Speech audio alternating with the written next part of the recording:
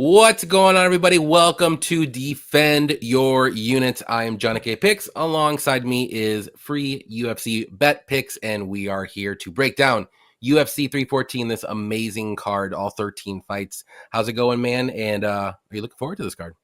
Yeah, doing well. Good to see you. Looking forward to it. Lots of really good fights, lots of good matchmaking, couple tough fights to pick. We've got some kind of binary fights, striker versus wrestler type things where we know what they're both going to try to do. It just comes down to who's successful. So lots of fun fights, and really looking forward to the main card, especially. Yeah, there's a lot of good stuff on the main card. I'll tell you that. There's a few on the prelims, like Verna and Yan Xiaonan. I'm like, why is that on the prelims? Like Dan Ige versus Sean Whitson. Why is that on a prelim fight? Like, there's a lot of really good fights. Like, if this was ever a fight night, this would be like the best fight night ever. But like these fight nights now are just not even close. Yeah, like they've been pretty rough. only if they travel. Yeah, the Apex ones are absolute trash every single time. Yeah, and those are the ones I always tend to do bad on. The Apex trash cards. Yeah, I mean, it's like, damn near contender series, regional circuit stuff. Yeah. Hard to know what you're going to get out of those guys. But yeah, so yeah, this should be a really good one with a bunch of fighters that we know. I mean, we'd study them all, right? But like these guys we know inside and out. And yeah, I don't think there's any UFC debuts. I think they've all fought in the UFC at least once. Yeah, all of them. Yeah, I've got good write-ups on all of them, and that is refreshing. I didn't really realize that till you mentioned it, but that's super refreshing. Yeah, I love it too, because then I don't have to do too much tape study. I do the majority of my tape study with these new fighters coming in, and I'm just like, all right, let's watch 3 or 4 fights and let's get a little understanding what they do. And the other ones, I'm like, okay, I can just watch a couple things I have questions on. Maybe if it comes up through my little like notes and stuff, I'm like, I'm gonna watch and see what they do at this certain instance, or when they're fighting this kind of fighter. Right. Yeah. But yeah, then, that's why I hate UFC Apex cards too, because I have to do more tape study. Yeah, it's just so lazy to me of them. It's like, when I always worked in the office, pandemic hit, started working from home, pandemic ended, and I was like, I'm going to keep working from home. It's like the UFC. They have no reason to continue being at the Apex besides laziness. So I can relate, but I don't respect it.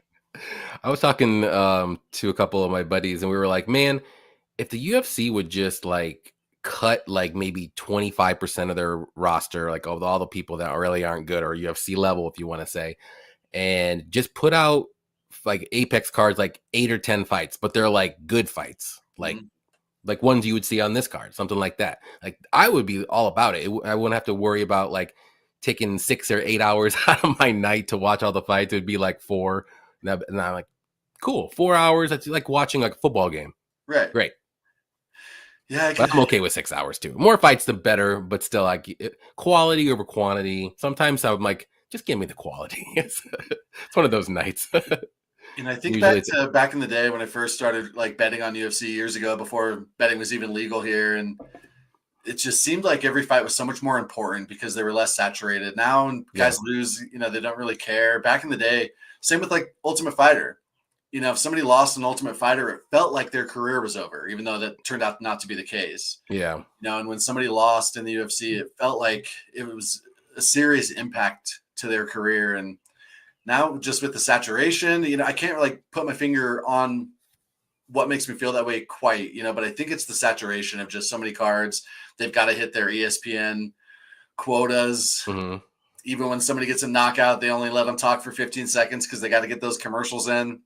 Yep. Just you have to start on time too. Like if it's the last fight of the prelims and they have like 15 minutes, they have to hurry it up. Yeah. It's like, ooh, there might be a finish now because they have to hurry up and because at the top of the hour, these efforts got to go.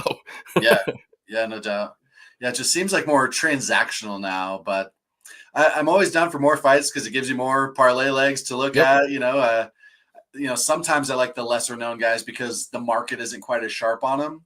True. So yeah, I'll never complain about fights. I still remember when we had no sports, and so like a target-rich environment is good for betting. But yeah, I think the cards every single week, bunch of low-level fighters, bunch of debutantes all the time. it's takes some of the sizzle away, but we don't have to worry Yeah. about that on this card. This card's a banger for sure. Very true. But yeah, let's say hi to the chat and then we will get right to it. And we got Elijah on here. What's up, man? Appreciate you coming out. He needs some beer money. Well, lucky for you, we hit Congrats that on beer the money. natty. Congrats on the natty, Hakeem. Yes, yes, Houston. yes.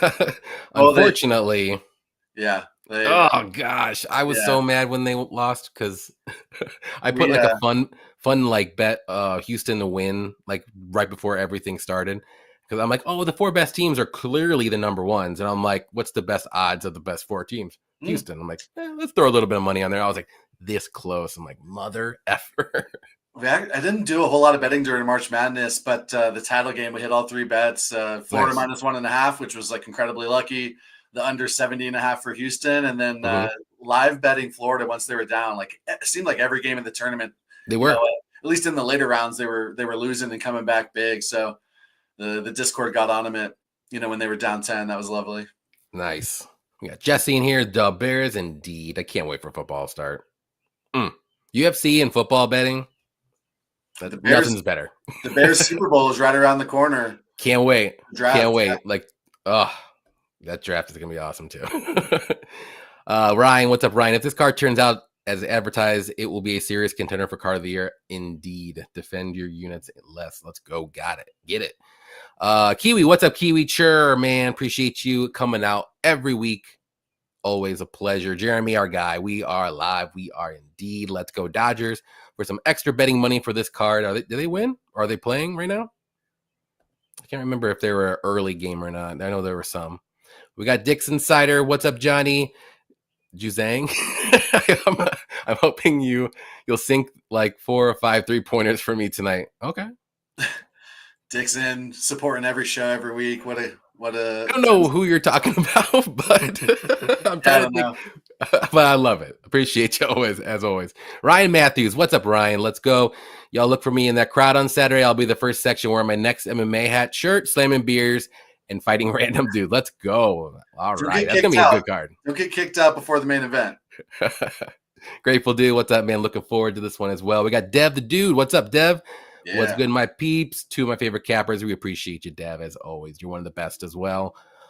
Rem Dog, ready to defend them units. Let's go. Carmi, what's up, Johnny? What's up, man? We got AO. Will this live stream be uploaded after it's done? It will be, so you can catch the repeat. Well, why do that when you're here live? You can just hang out with us for a couple hours, and we'll just talk bets and picks. Let's do it. Appreciate you hanging out with us, though. But it will be on YouTube, yeah. Saba, what's up, Saba? And the Gunners are going to win it and move on to fight. Who are they going to play next? Is it It's going to be PSG? Is that who they're going to play next? I can't remember. I think it is. Bet the 0-0 draw. That's how to bet soccer. Yes. Today was fun, though. There was a lot of goals, so there was no 0-0 goals on that one. B-Nags, what's up? Volk getting a title shot after back-to-back KO losses, probably a first. Yeah, but I get it. I think it sells. True. PSG, all right. Yeah, that's going to be an interesting game. Interesting. But let's get into UFC. We got 13 fights, like I said earlier. First fight of the night is going to be Nora Knoll versus Haley Cowan. Who do you like? I think it's tough to be confident on this one because we have no idea what we're going to get out of Haley. She's been out for 2 years. She's an athletic, strong wrestler with bad top control, gets reversed all the time, doesn't do any damage on top. So I get why folks are very confident in Nora. On paper, it's like, whoa, she lost a split to Cavalcanti, and Cavalcanti's a stud, but that was not a split. She got, beat soundly there, in my opinion. And so, I get why Nora's the favorite. I don't intend to have any bets on either money line at all, really. Maybe some overs. I think Nora is a complete pass for DFS. She's not going to score well no matter what, and she's overpriced. I'm tempted on a dog poke. If I think it's just 2 sketchy low-level fighters, I'll take the wrestler. People will say, well, Nora beat Melissa Mullins, and Melissa Mullins is a wrestler, but I think Melissa had some issues going on there. She missed weight. She got finished with a body knee that, to me, barely landed. It was not a vicious body knee at all. And so Jocelyn Edwards was able to take down Nora like butter. We know she's training her grappling and defensive grappling, takedown defense. She seems to be getting stronger. At one point she was just a Muay Thai striker with zero takedown defense, but it's improving. But if Jocelyn Edwards can get you down 5 times, I have to assume that the hulking Haley Cowan can as well. I'd like to see some weigh-ins and see, how Cowan looks on the scales. But, I'm assuming she's going to be shredded like always. So I think it's a live dog. I tend to favor the grappler, especially in low-level matches like this. Nora is very skilled on the feet.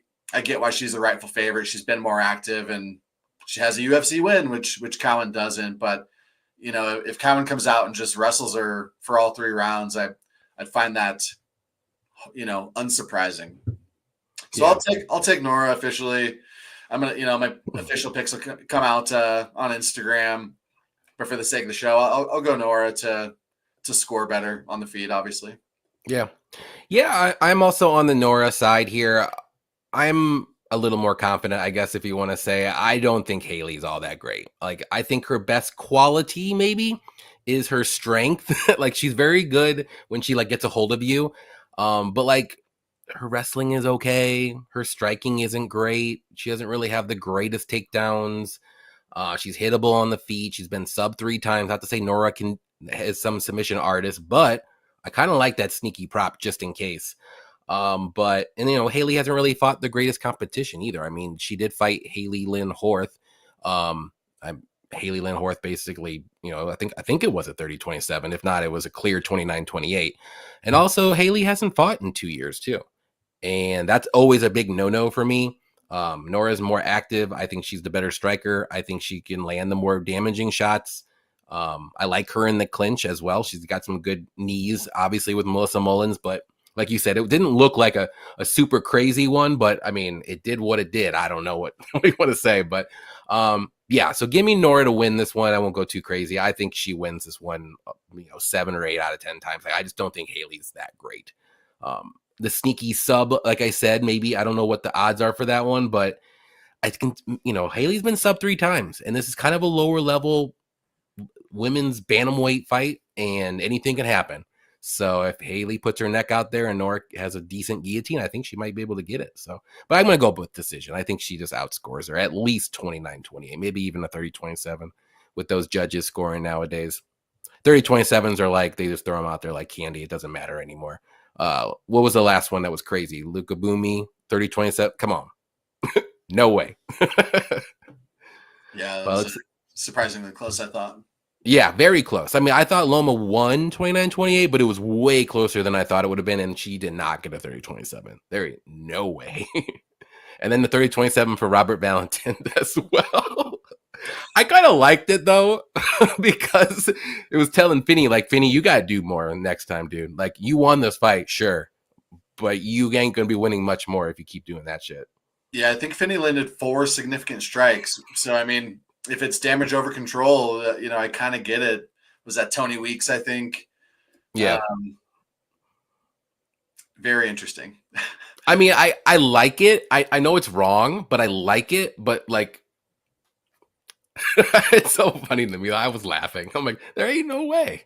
Like, I could see a 29-28 maybe, but 30-27 is pretty funny. Yeah, I was glad I stayed off the Loma like -3.5 on DraftKings. I did the Gianni Barbosa -7.5, and it brought her down to -195. And I knew she's either going to win dominantly 30-27 or probably get an easy finish, which she did. Yeah. And I thought about the Loma -3.5, to bring her odds down. And Estella's just so dangerous early that I stayed off. Thank goodness. But yeah, I thought Estella might have a good round one and then totally fade. She looked a little better than I thought. Yeah. She did fade in the 3rd round, though. Like, she did, like, she just did nothing. She's like, I don't know if she thought she won both rounds, and she was like, I'm not doing anything. Like, I'll just hold and do nothing. Yeah. Carmi says the damage is super underdog this weekend. We will definitely get to that fight. I'm interested in that one. Johnny, Brady, and Weezy all going live back to back to back makes for a long night. I always love to be here live, though. Are they going live today? Usually they go earlier than that. Yeah. Maybe they had something going on. Nora by decision plus 150. I like that. I sprinkled the Nora by KO. She throws nasty knees to the gut, and Haley has had internal organ issues previously. Yeah, I think there was something going on with her. That's why she missed a couple of fights and hasn't fought in a couple of years too. So maybe that's something to look into for sure. And Slick Montana, what's up, Slick? Damn, was afraid I was going to miss this. Let's catch this weekend, fellas. Yes, sir. Let's go. All right. Next fight, though, is going to be Tresean Gore versus Marco Tulio. And I'll go ahead and go for this one. I'm going to go with Marco Tulio. I'm not really a big Tresean Gore believer. I think he's okay. I don't think he's amazing. I know he's got two guillotine wins in his last two UFC fights, which is insane because he's not really a grappler at all. He's a striker, but he's got a nasty guillotine. I mean, he could choke out anybody, but he is a powerful striker. He likes to push forward. He's a little hittable on the feet though, but he's pretty durable. He can be a little low volume though when he's looking for that KO shot, but he's like I said, he's durable enough to do it. But Marco, he's a well-rounded guy, more so a striker though, but he does have some grappling and wrestling he can use, but he's going to keep it on the feet probably. Has power in his hands too. So I just think Marco's just a better striker. I think he'll be landing more shots too. Maybe he'll be moving back more so, but I don't think he's going to be landing more. I'm not worried about Tresean Gore's guillotine in this fight. But other than that, I just think Tresean's maybe not. This might be the fight where I just think he'll level out to where he should be, and it won't be like a crazy finish in this fight. But I do think Marco is pretty good. I wouldn't say he's like the next coming of anybody, but I think he wins this fight. I'm going to say by KO, though. I think he does find that KO shot, maybe in the second round, but I mean, maybe a decision too. Tresean is pretty durable, but I mean, if Cody Brundage is knocking you out, I mean, I think Marco can do the same thing, so it could happen. What do you think? Yeah, same. Also not big on Gore. I don't dislike him, but yeah, I don't dislike him. I think his power is a little overrated after knocking out the very chinny Gilbert Urbina on Tough. Those front chokes are nasty, and I like that he doesn't drop back for Gillies, right? He stays high. He stays on the feet.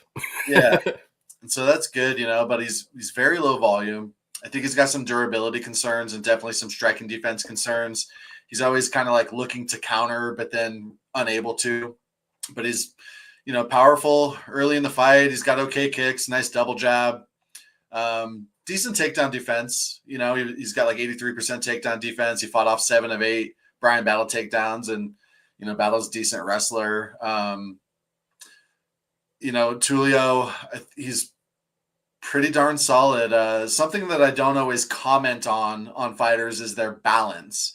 But in the Potiera fight versus Marco fight, I commented that Ihor has like incredibly bad balance, and Marco has really good balance. Marco has because he looks so hulking and he's kind of plodding, but in the pocket, he's able to pivot out just incredibly well. And that's actually how he kind of started the end in the Ihor fight was pivoting out and just getting the angle and dropping him. So I like what he's got on the feet, even though it's a little bit basic. He does have some diverse kicks, but it's not his main game plan. He wants to get inside and land the boxing. And, I appreciate that. I don't want somebody throwing a bunch of spinning crap and gassing, airballing, falling down, sticking their neck into something. So he's not the greatest minute winner. He kind of relies on big moments, but he has much higher volume than Tresean. I think equal power, better chin. They're both about the same size. Marco's 1 inch taller, but Tresean has a slightly longer reach. So when I imagine them, I imagine Marco far bigger, but it's actually not the case. So I'll take Marco, decently confident, but two heavy-handed guys, anything can happen. Yep. Yeah, I agree with you. Let's see. We got any action, Effie? What's up, Effie? Nora by decision for him. Maybe a late finish. I could see that too. Justin, what's up, Justin? Damn, Bryce Mitchell has a future preaching, but he goes too far. If he just toned down the children of the corn preaching, people want to kill him less, or maybe that's true. He's a little, he's an acquired taste, if you want to say. But I'm sure he's a nice guy though. But not good to face Tulio after getting KO'd by Cody Brundage. I agree. What does this dude have to fight for a belt, bro, doggy? Norman Dumont. Yeah, I heard about that. So, I mean, he's still got to get some money. You can't just be a bum. So, you got to shower Norma with some gifts. So it's made some money. Norma might be the most well-rounded fighter in the UFC, if you know what I mean. Like, okay, I was like, figuratively. Nikita, do me a favor. NHL Tampa Bay Lightning, I see. Yeah. Guess they are not doing well, but they'll come back. Next fight we got is going to be Sumadarji versus Mitch Raposo. Who do you like here? You know, I was leaning towards Mitch as a dog when the odds were wider, but money's poured in on him. It's getting closer to a reasonable line on Sue, and so I'm going to pick Sue. He's just far longer, taller, just more technical on the feet. He's got a very high striking efficiency versus the expectation. He's like over 20% more efficient than the average fighters in his weight class in those same positions. Not overly powerful, but he's got KO precision when people press the action. And if you want to stay at distance with him, he's going to win a prize fight. He's going to outpoint you.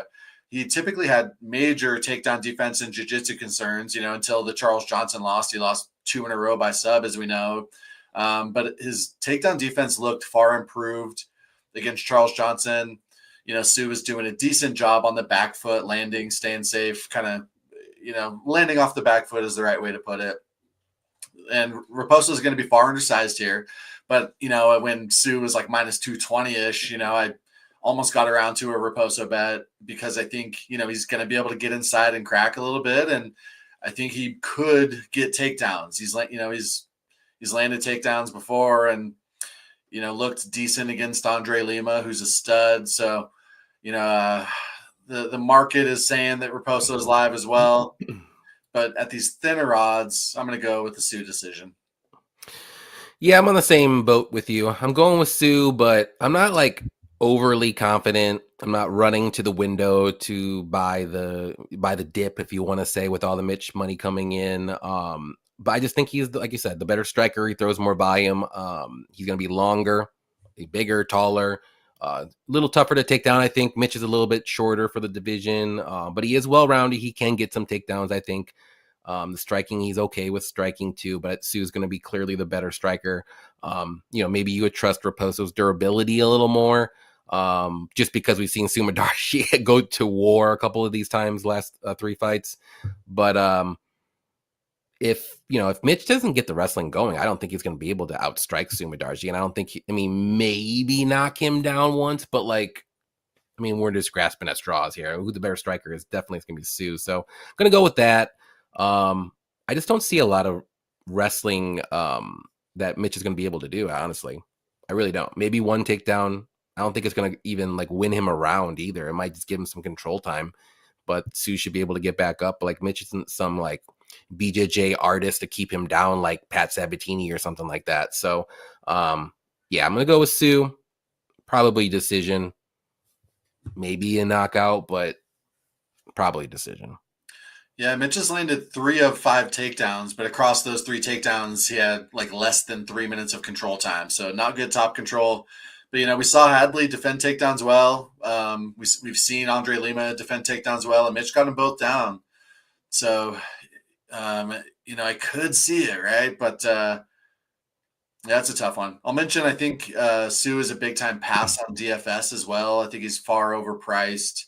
He's probably going to score 70 points in a decision win here, if I had to guess. So I think Mitch is undervalued, underpriced, rather, based on the money line and the odds movement, the line movement. I think Mitch might be an okay DFS play. And then I was thinking about a Mitch submission. He's landed 3. He's got, in 9 fights. Good look.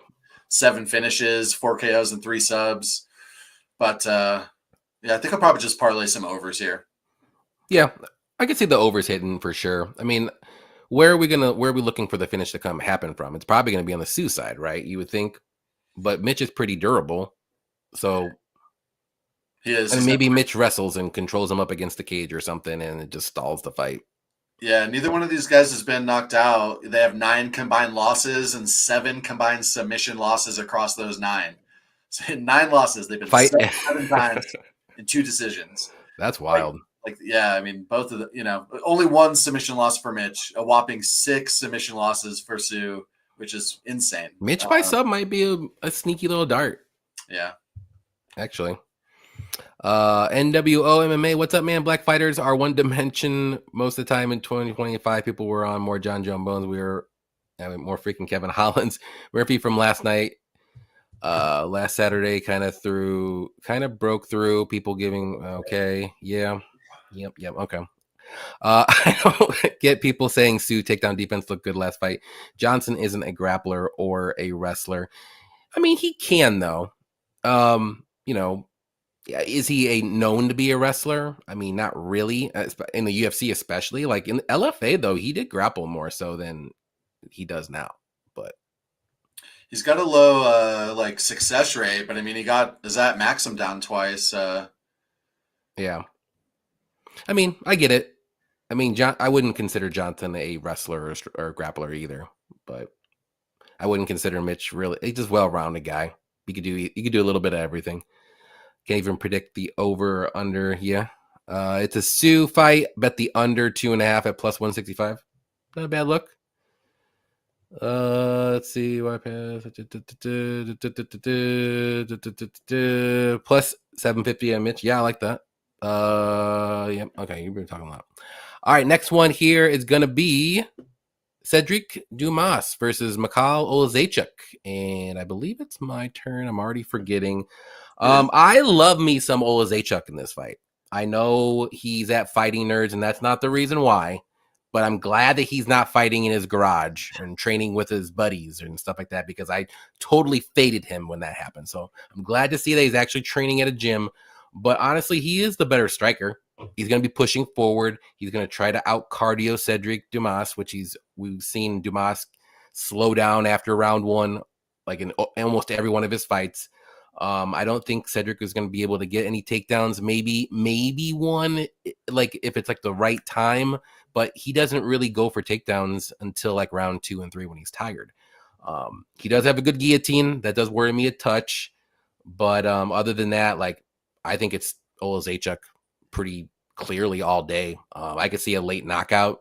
He works the body very well. I could slow down Dumas and kind of make him quit a little bit, maybe. So I'm going to go with round 2 or 3 KO for Olazechuk. I think he gets this one done. I'm pretty confident in this one. What do you think? Yeah, I'm on him as well. I'm a little less confident. I'm just a little worried about Cedric, being able to win some grappling exchanges. He's not the best wrestler, but once it's on the ground, he's got pretty good scrambles against Cody Brundage, who's, a decent wrestler, strong guy. Brundage was falling back for Gilly a couple times, but other times Cedric was winning the grappling exchanges just by being pretty strong and with good technique. I think he's a decent grappler. The fact that he, hasn't finished anybody in the UFC except for the kickboxer on Contender Series, Panaz. His last 3 fights have gone to decision, even though he fought Dennis Tululin and Cody Brundage, 2 guys that, can get finished. Yep. So not a whole lot of finishing upside, not a lot of things I like on the feet for Cedric. I feel like the UFC might not enjoy his antics too much. He's kind of often in some like out of cage issues, outside the cage issues that, I mean, who knows? They let guys get away with a lot of stuff, and so maybe they don't care. But if like it's stuff, it's nothing like overly bad. But other professional sports would not be a fan of just the little bit of trouble that he gets into outside the cage. So when it got announced initially, I was like, all right, they're trying to get Cedric a loss here because they've been giving him some very winnable fights. Abu Azaitar, Cody Brundage, Dennis Tululin. Like, it seems like they love this guy. They're giving him like incredibly easy guys to beat half the time. I mean, Josh Fremd, I think I got him at like plus 186. I actually, bet Josh Fremd there. But I think in the UFC's mind, when they line that fight, they're thinking, here's a guy Cedric can beat. So he's fought incredibly low level of competition, can't finish anybody, been finished in both of his losses. Yeah, I think Lord Mikhail can get him out of there, middle to late of the fight, like you said. Yep. Yeah. I don't know why, and I don't really bet on Olazechuk all that much, but what I really like about him is he's got the cardio for 3 rounds and he works the body, and I think that's just going to suck Dumas's cardio that he already doesn't really have in rounds 2 and 3 even more. And I could see maybe like a standing KO up against the cage, just him just doing one of these, and Jason just lets it go over 1.5 because he has the over 1.5. I that appreciate dude, that it. dude just doesn't care. You could tell when he has the over all day. Better than Mark Smith and Tyone stopping stuff too early. I only bet overs, as you know, so I love Jason. Yeah, I hear you. Jeremy said he met Dumas once, so I feel inclined to throw a little something on him. Yeah, I would maybe look at the sub again. I mean, I don't see him KOing McCall. I don't think he's going to win a decision. I don't think this fight's going all 3 rounds one way or another. So the under looks like a good spot for me. Lord McCall bounce back spot KO. I like that. Dumas honestly has the worst wins ever. Yeah, they're not great, and he doesn't look great doing them either. So it's like a closer fight than you're like, bro, like you're supposed to use some kind of finisher. He's definitely not. All right, next one's going to be the fun one. Darren Elkins versus Julian Erosa. Who do you like? Yeah, I'm on GCJ. I just think he's bigger and far more skilled everywhere. You know, we know what Elkins likes to do. He likes to put his head into the guillotine and land on top, and it's like impossible to guillotine him. And he gets a ton of control time that way. But if anybody can get that gilly on him, it might be GCJ. I don't think so. Yeah, you're probably right. I mean, even Ryan Hall couldn't submit him, and Ryan only one man was able to get it. I don't know if he was a guillotine actually, but I know one man submitted him, and that's it in his career. The legend of Charlie Olives. Oh, of course, yeah. I wonder what type of I can't remember what it was. I'm looking arm bar in the first round. Woo. 40 seconds in. Yeah, I think that was like 2010 if I recall. Yeah, it was a long time ago. Yeah, I don't even have it in my notes. It's so long ago. But you know, we know Elkins is great late in the fight, right? But GCJ's got pretty good cardio. I don't think GCJ is gonna, gas out and get finished in round 3. I noticed the Darren Elkins plus 3.5 rounds spread on DraftKings was plus money, like plus 125 if I recall, and I think that might be worth a look. Elkins always has a strong second half of the fight, but I think GCJ is, like I said, just far more skilled and bigger.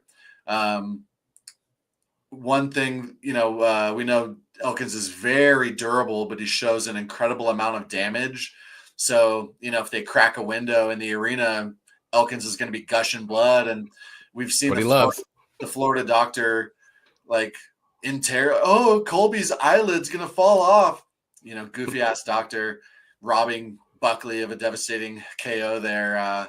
So I have it in my mind that GCJ might be live for a late finish. Of course, he can land a flying knee on him. Elkins is durable, but if GCJ lands that flying knee on you, I don't care who you are, you could go out. But I'm thinking like a late cut stoppage is live if you're looking for a frisky prop. Right on. Yeah, this might be a little biased because Darren Elkins is from the region where I'm at. So I am going to take a shot on Darren Elkins as a pick. At first, when I did see the odds, I thought they were crazy.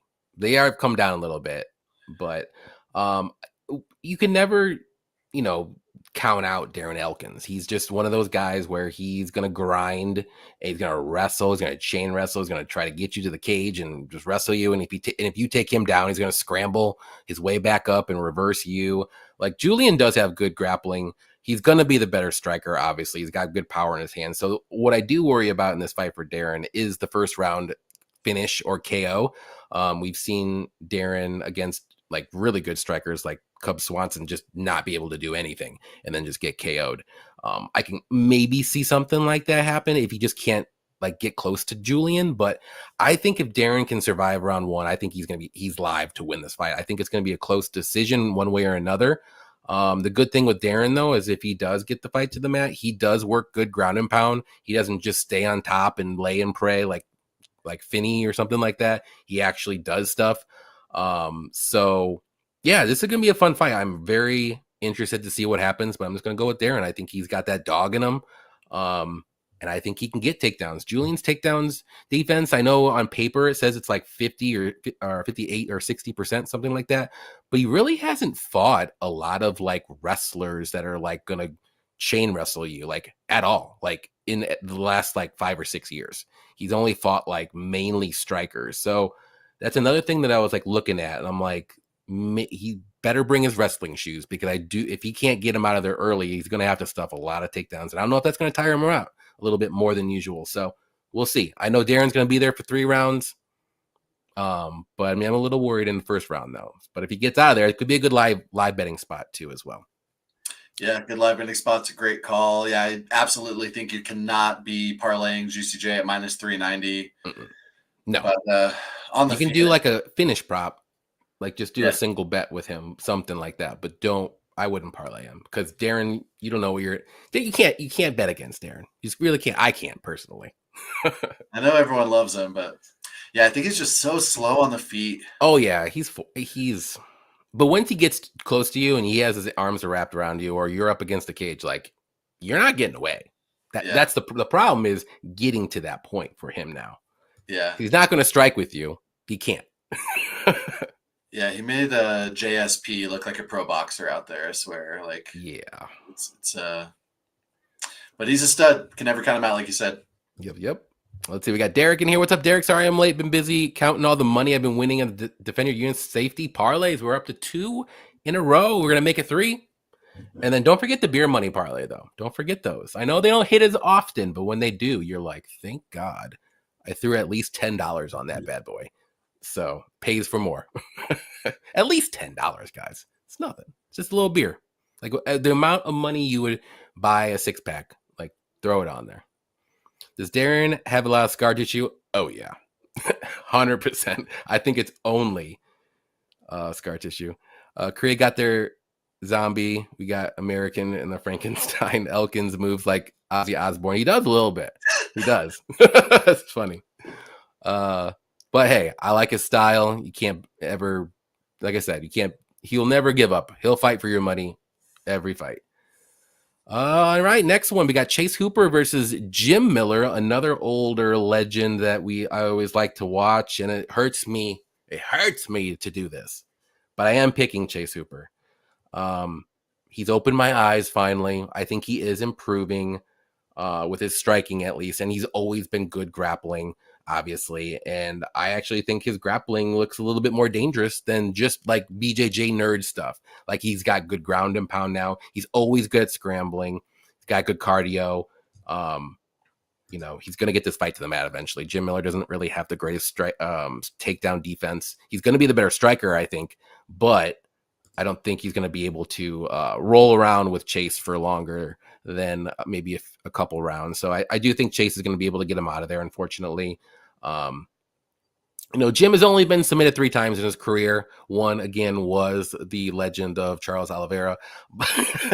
But maybe it's a sneaky ground and pound. Like, I could see something like that, or a pretty easy decision with Chase. I just think it's going to be too much on the mat. And, Jim's 41, 42, I think, around there.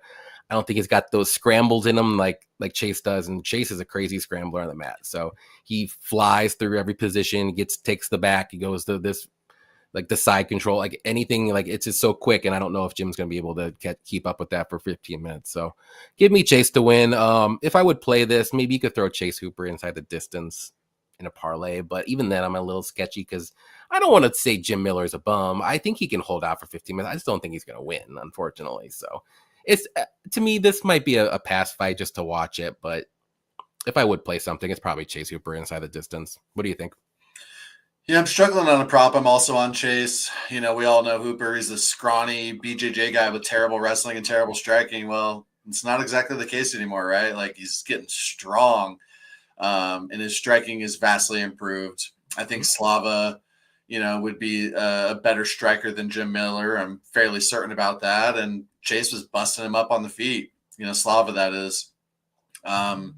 We saw Bobby Green just absolutely annihilate Jim Miller recently. I said that Bobby Green should be like minus 500 there. We hammered him. I don't really hammer like straight bets very often, more of like a super safe parlay hammerer.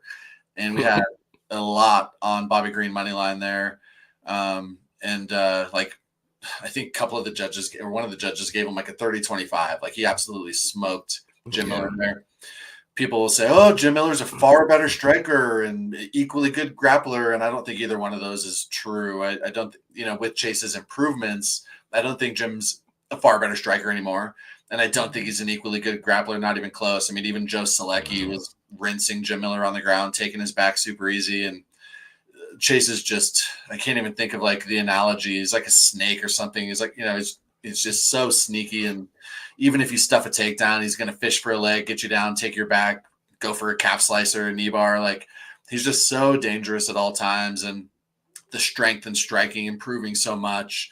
I do think he's a, fairly certain winner here. In my write-up, I said I think he'll end up like minus 1,200. It's looking like that might be the case.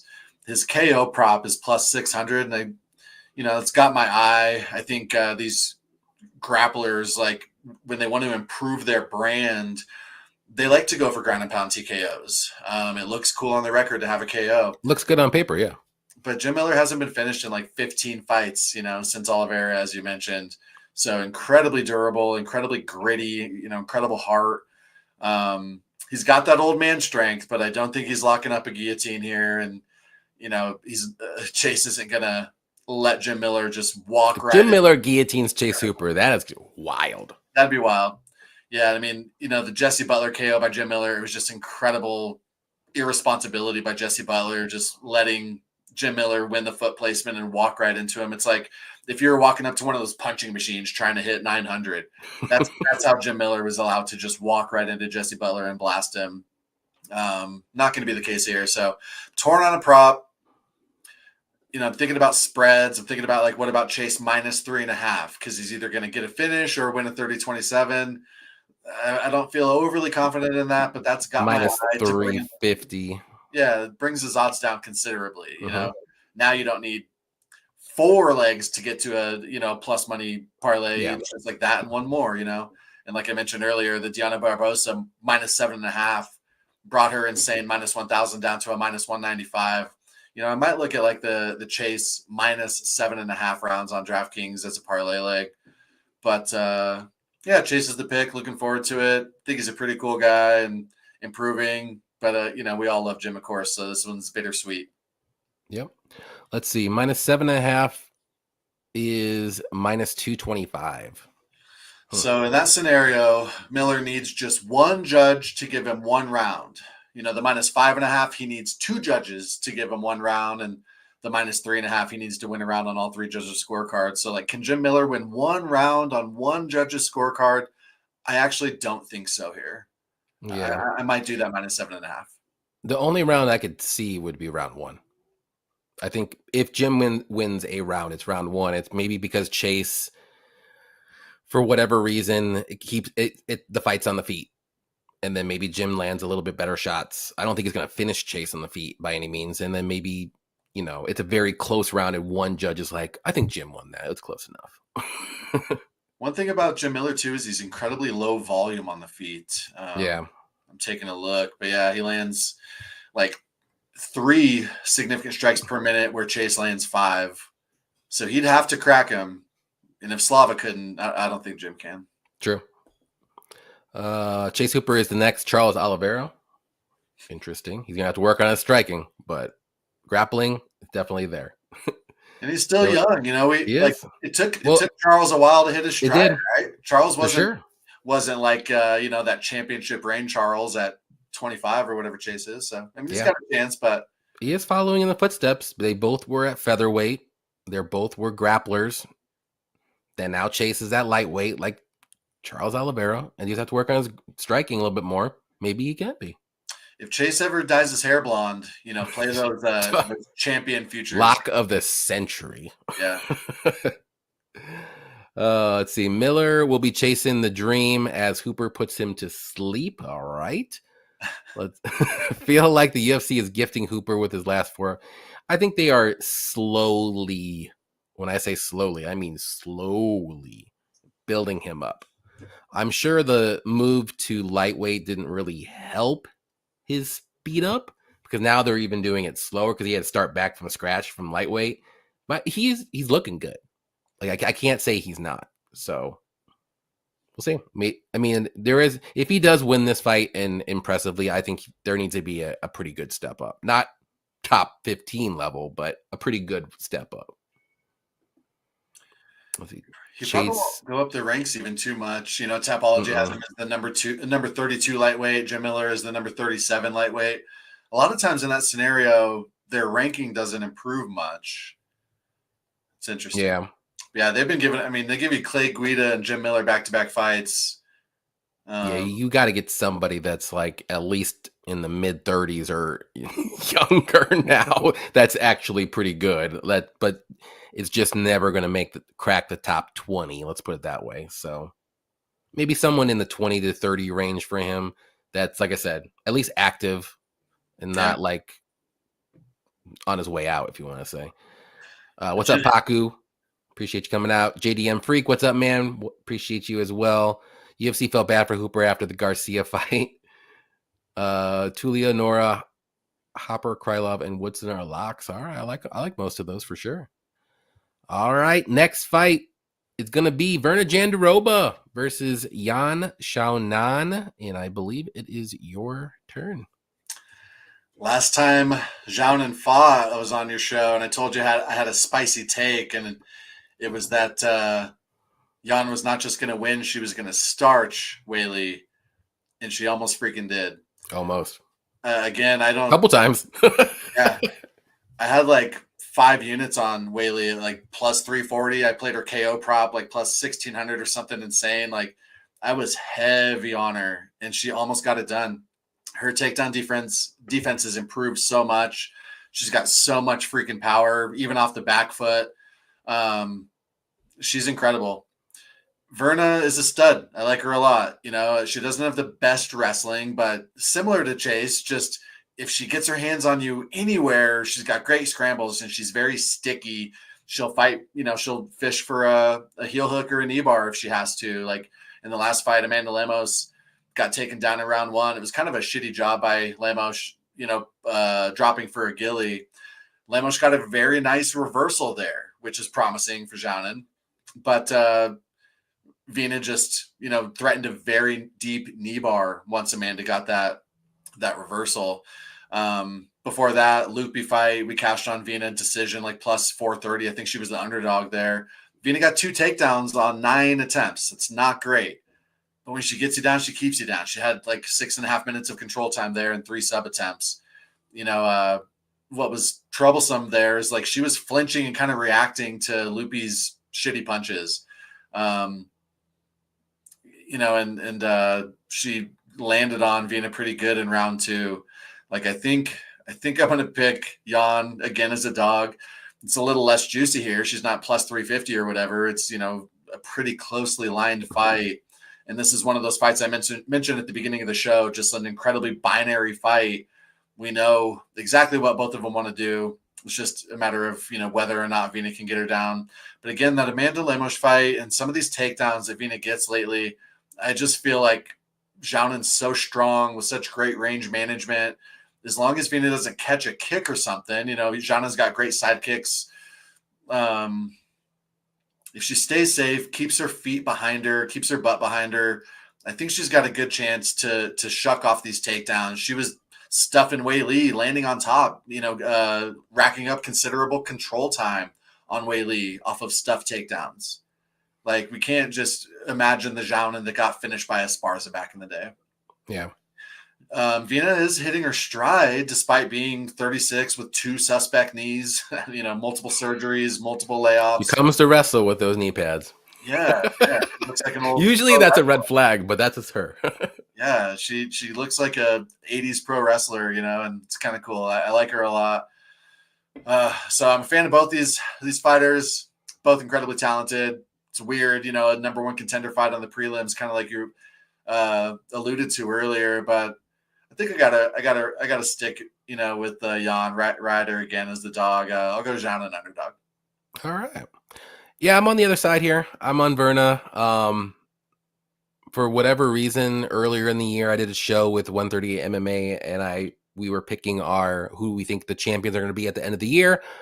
I think Verna could potentially, as a pretty decent sized dog, could be the champion at the end of this year. I think if she wins this fight, I think the next fight's going to be Wei Li, and then we'll see what happens. But I mean, I'm getting out of my, a little bit ahead of myself right now. But yeah, it's grappler versus striker. Obviously, who's going to implement their game plan is going to win this fight. Verna's not a striker. Jan can be a little, she can be taken down. We've seen that. Wei Li was able to do that, but Wei Li doesn't have the BJJ that Verna does. And if Verna, like you said, if Verna gets anybody down, you're staying down. Like, I'd be shocked if somebody gets up. Like, we've seen it a couple times here and there, but like, Verna is just so sticky, and that's what I'm just worried about. Like, maybe Jan, she has improved her takedown defense and her scrambles and all that good stuff, but it's just a different level. And that's why I think Verna has a good chance of beating Wei Li, is because if she gets Wei Li down, I don't think Wei Li's getting up. And the same thing with Jan. I don't think Jan's getting up. And I think she can win that way. And she's got very good submissions. She's got a good arm bar. I think she can get Jan in the arm bar. I think she can get a rear naked choke, depending on where she's at. If she has the back, I think she can even take the back up against the cage if she can't get takedowns. Like, she's very, very good at grappling. It's just another level of grappling. So that's what I'm going with. I know Jan's a very good striker. Like, she basically almost knocked out Wei Li a couple times, but and she can definitely knock out Verna, and I think Verna can definitely sub Jan. So this could be like a sneaky little fight. Doesn't go the distance for a women's MMA fight. You can probably get plus money at that if you don't want to pick a side. But I am picking Verna. It's closely lined. I think it's appropriate. I don't see it like you're not getting like crazy value one way or another. I think it's about right where it should be. But yeah, it's the gut. The gut is telling me Verna's going to get the grappling going, and I think she can find a sub, but I'm going to say decision. I think she can find a sub though later in the fight. This is one of the fights that actually I'm really looking forward to. This one, I don't know why. It's a women's MMA fight, I know, but no, I am as well. If we think about her, Vena's losses, couldn't really. She got one takedown against Amanda Hebos. She got one takedown against Mackenzie Dern. I mean, yeah, the Mackenzie Dern, like, she's losing to, like, I was looking at that too. Verna is losing to fighters who have a pretty good ground game that can like stuff takedowns, and maybe, if she did get taken down, like, they can get back up. Like, they're good BJJs. And I don't know if she was like confident enough to even use her grappling. Like in the Mackenzie Dern fight, like it was the sloppiest striking fight I've ever seen in my life. And that usually happens when like two very good grapplers are up against each other. They're going to strike it out. So, and same thing with Hebus, but Hebus was definitely the better striker, but she has good BJJ. Yeah, and Hebos is stronger in the takedown defense for sure. Hebos has like a stellar takedown defense. Vina went 1 for 8, I think. But Mackenzie Dern has atrocious takedown defense. True. And she actually like gives you the takedowns back then. Maybe not so much more now, but still. But I just think Verna might have been super scared and just struck with her. And honestly, that was a pretty stupid close fight, as sloppy as it was. But the judges were gonna give Dern that win. They were boosting her up, trying to as much as they could until they couldn't. So, yeah, this is gonna be a fun fight. I'm looking forward to it for sure. Me too. Let's see. I think I missed a lot up here. Here we go. Kiwi said Pioche Jan easy for sure. Jan had to be carried back to the corner and was KO'd and woke back up. That was a crazy thing too that happened that fight too. Yeah, Wei Li held that past the bell for sure. Yeah. I mean, Jan only got to the point because Jason let Jan. Yeah, he had the over.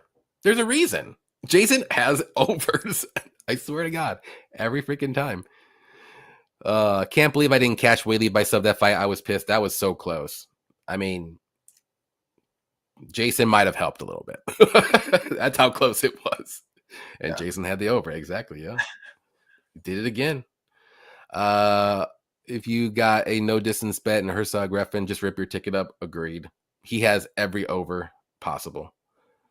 This is memory of the fight. It's hilarious. Jan by KO. Possibly. If Verna cannot get any wrestling and or grappling going, KO will be live 100%. Don't you mean Rob Schneider? Yeah, they are identical twins. 80s pro wrestler. You can't bet on Jan striking when Verna's got eyes every ankle covered. That's true. Jan all day. Let's go. 256 strikes to 73. It was a close fight. Which one are you talking about? Let's see. I don't know which one. You mean Wei Li and that one? I thought he might have been talking about it's Might have must been a different. Moss. Oh, okay. No, I can't figure out. I'm looking at the stats. I can't figure out which fight. He was about to let Frunze go back and fight. Yeah, he was. He didn't stop. He was literally looking at him when he fell down or not get knocked down 4 times. He's like, if he dies, he dies. He's talking about Zhang Wei Li versus Jian Zhao and not being close. Bro, that was a close ass fight. Wei Li got stopped twice, and the knockdowns helped. Yeah, and she was on bottom for quite a bit of the fight. Yeah, if I remember correctly, I do think it was a close fight, but I did think Wei Li won.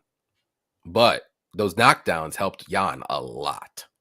Yeah, I thought it came down to round 5. I don't know if that turned out to be the case, but in my mind, with Zhao and tickets, to me it came down to round 5, and Wei Li was just better in the scramble. She was able to float on top. Zhao was doing good things and almost getting up, and then Wei Li just had an incredible ability to float on top and stay on top and keep her down.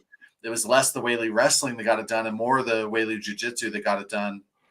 And that's another thing that worries me, though. I mean, if Wei Li's doing that, Wei Li's very good. Let's put that out there. But like, I think Berna's grappling, it will stay on her like way better than Wei Li did, and Wei Li did good. But it was 5 rounds.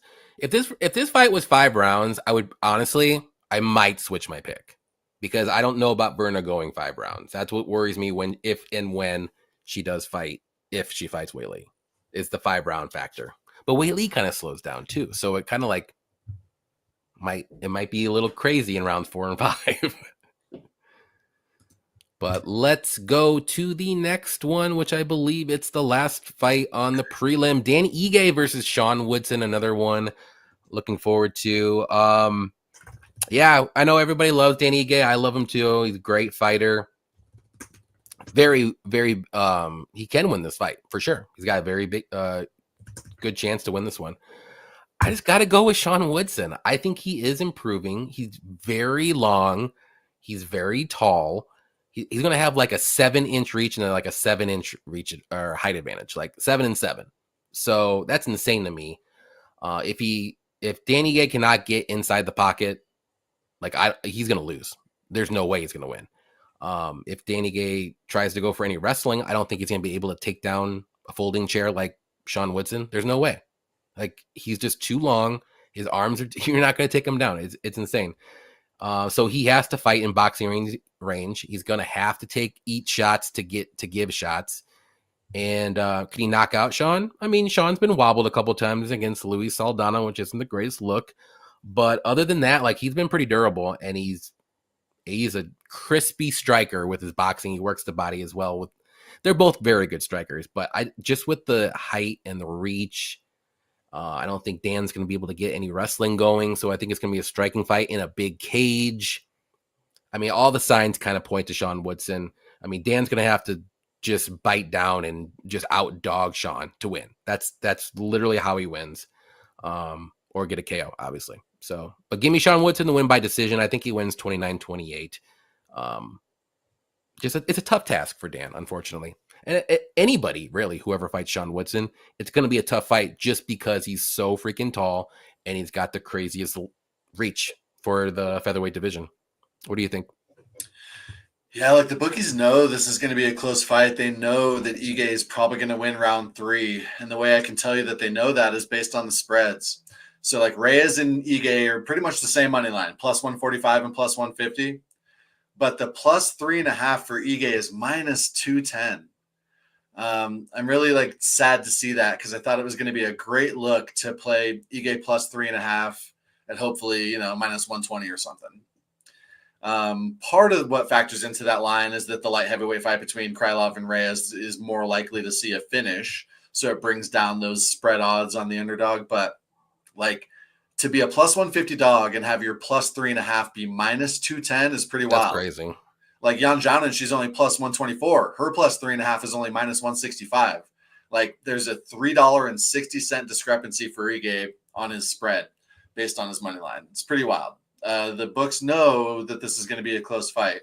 Ige is very durable. He's never been finished despite an incredibly top-notch resume. Mhm. But Movzar, who's not the best striker in the world, had him busted up and hurt bad. I was on, like, I had parlays on the fight to go the distance and stuff there, and I was shitting my pants. But typically the way to beat him is to grapple him. He's got 57% takedown defense, which isn't great, but I think his takedown defense is like worse than that stat even. Like that 57% doesn't even fairly show how bad his grappling is, but his takedown defense rather. The thing is, I've thought Woodson's overrated for a long time. He's kind of like a baby giraffe in there. I thought he had no finishing power, which last time out, he finally got a finish. Yep. But we're talking about 50K Ige, who dropped Lerone Murphy last time.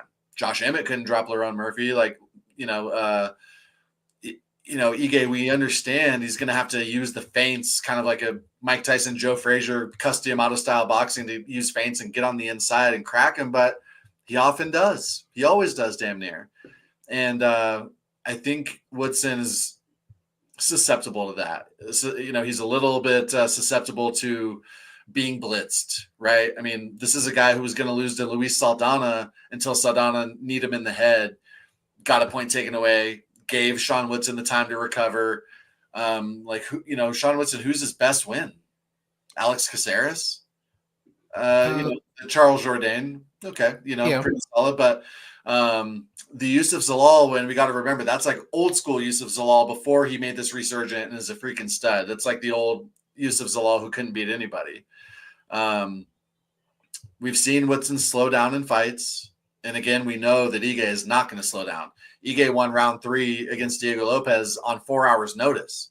Like, there's no way that Ige is slowing down in this fight. So I think live betting Ige might be the right look. I do expect that in round 1, he might have a little trouble finding the range. And Woodson will probably win a boring round 1. And then I think in round 2 and round 3, Woodson's going to slow down a little bit. His footwork slows down. His head movement slows down. Ige is going to have his chances to crack him.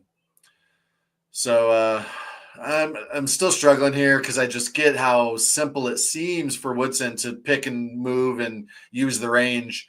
But gosh, the discrepancy in resumes here is so vast, as well as the cardio concerns and durability edge for Ige. I'm tempted to pick another dog in Ige. Just tempted? Yeah, I'm undecided. Deal with it. Yeah, I mean, I could definitely see this fight. I think this fight goes to decision. It's going to be close, but I mean, obviously, Danny Ige is not getting knocked out, so there's a little bit more finishing upside on the Ige. So I get it. You're just banking on, the plus 3.5 spread. If it was like closer to plus money, that's the bet to do, 100%. But it's not. Like you said, what is it? Like you said, minus 260? 210. Oh, 210. That's crazy though. Yeah, it's 360 off his plus 150 money line. You never see that. I almost just rather just do the over 2.5 and then put that in a parlay and you're good to go. Like I really just don't see a finish in this fight. If there is, I mean, it probably, like I said, Ige side, maybe 3rd round, but a sneak over. We'll see. Sean Woodson never been finished. I know he's been hurt in the Luis Saldana fight, but that's like really the only fight that I remember him. Oh, okay. Julian Erosa was able to choke him out in round 3 over 2.5 rounds. So that was his only loss. So yeah, this is gonna be a good one. Close one. I totally get anybody picking Ige. I just think that the length and the height is going to be trouble for at least 2 rounds. I can see Ige winning round 3, though, for sure. Let's see. Carmi likes 50K Ige. We need Verna to be a referee. She can watch both fighters moving in her head. Zhang beat Yan 49-46. Was it 49-46? I can't remember. Sean has a sneaky strong power. He doesn't need to wind up and land. He does like little pop shots, like very quick. I don't know if it's going to knock out Ige though. That's the problem. He's going to have to wind up and maybe to do something like that. Like, he has never been, like you said, Masvidal is maybe the only one that I could think of that like really rocked Ige enough to maybe sweat, maybe even. So I think he would need like a flying knee like he did to T-Rex. yeah, sleeper fight of the night could be for sure. Woodson's so good because not only he's long, he knows how to use it. Woodson by Boxing Max Masterclass, man, that would be wild. Because EK is a good boxer, but he's just small. That like in this fight, he's not really a small featherweight. Just it's always going to be tough to fight someone like Woodson, no matter what. Stellar job by the UFC to make Ige versus Woodson the top prelims. I think they could sell some pay-per-views after that. This banger, yeah, it'd be a good one. Johnny loves spreads like he is still in prison. I do like spreads. I love them. It took me a little while to come around to, and now they're like the first thing I look at and think when about. when they first came out, I was like just dabbling a little bit, and I was like, no, this is stupid. And then like I kind of went back to it. Then the judging was so crazy back like maybe like a couple years ago, and I'm like, no, like I'm not doing this anymore. I can't even. Now I'm back on it. I'm like, I love them. I usually put at least one spread in one bet, like my favorite one. Yeah, I like them for parlays too. Like, and the fact that DraftKings gives you the alternates, the plus 7.5. You just need one judge to give them one round. Yeah. Like Austin Hubbard had his spread parlayed up. It's Do you have Bet 365 where you're at? No, and I know they've got good odds even on like NFL and NBA props. So Because I just looked today on like the UFC stuff that I think they're gonna have spread bets, whether it's this card or not, because they have an option for it, but it's all locked. They haven't put it out yet. But I'm like, oh, this is the first time I'm seeing it. Like Bet 365 is great. I love it. And then like if you want to bet footy, soccer, they have like a super easy cheat code. If your money line team that you have a bet on money line is up by 2 goals at any point, you win. Yeah. It's like a cheat code. I love it. I parlay like the over 10.5 flops. It's a lock. It's chalky, but it's a lock. Yeah. All right. Next one, we got the main card. It's going to be Nikita Krylov versus Dominic Reyes. Who do you like? Both of them, two studs, right?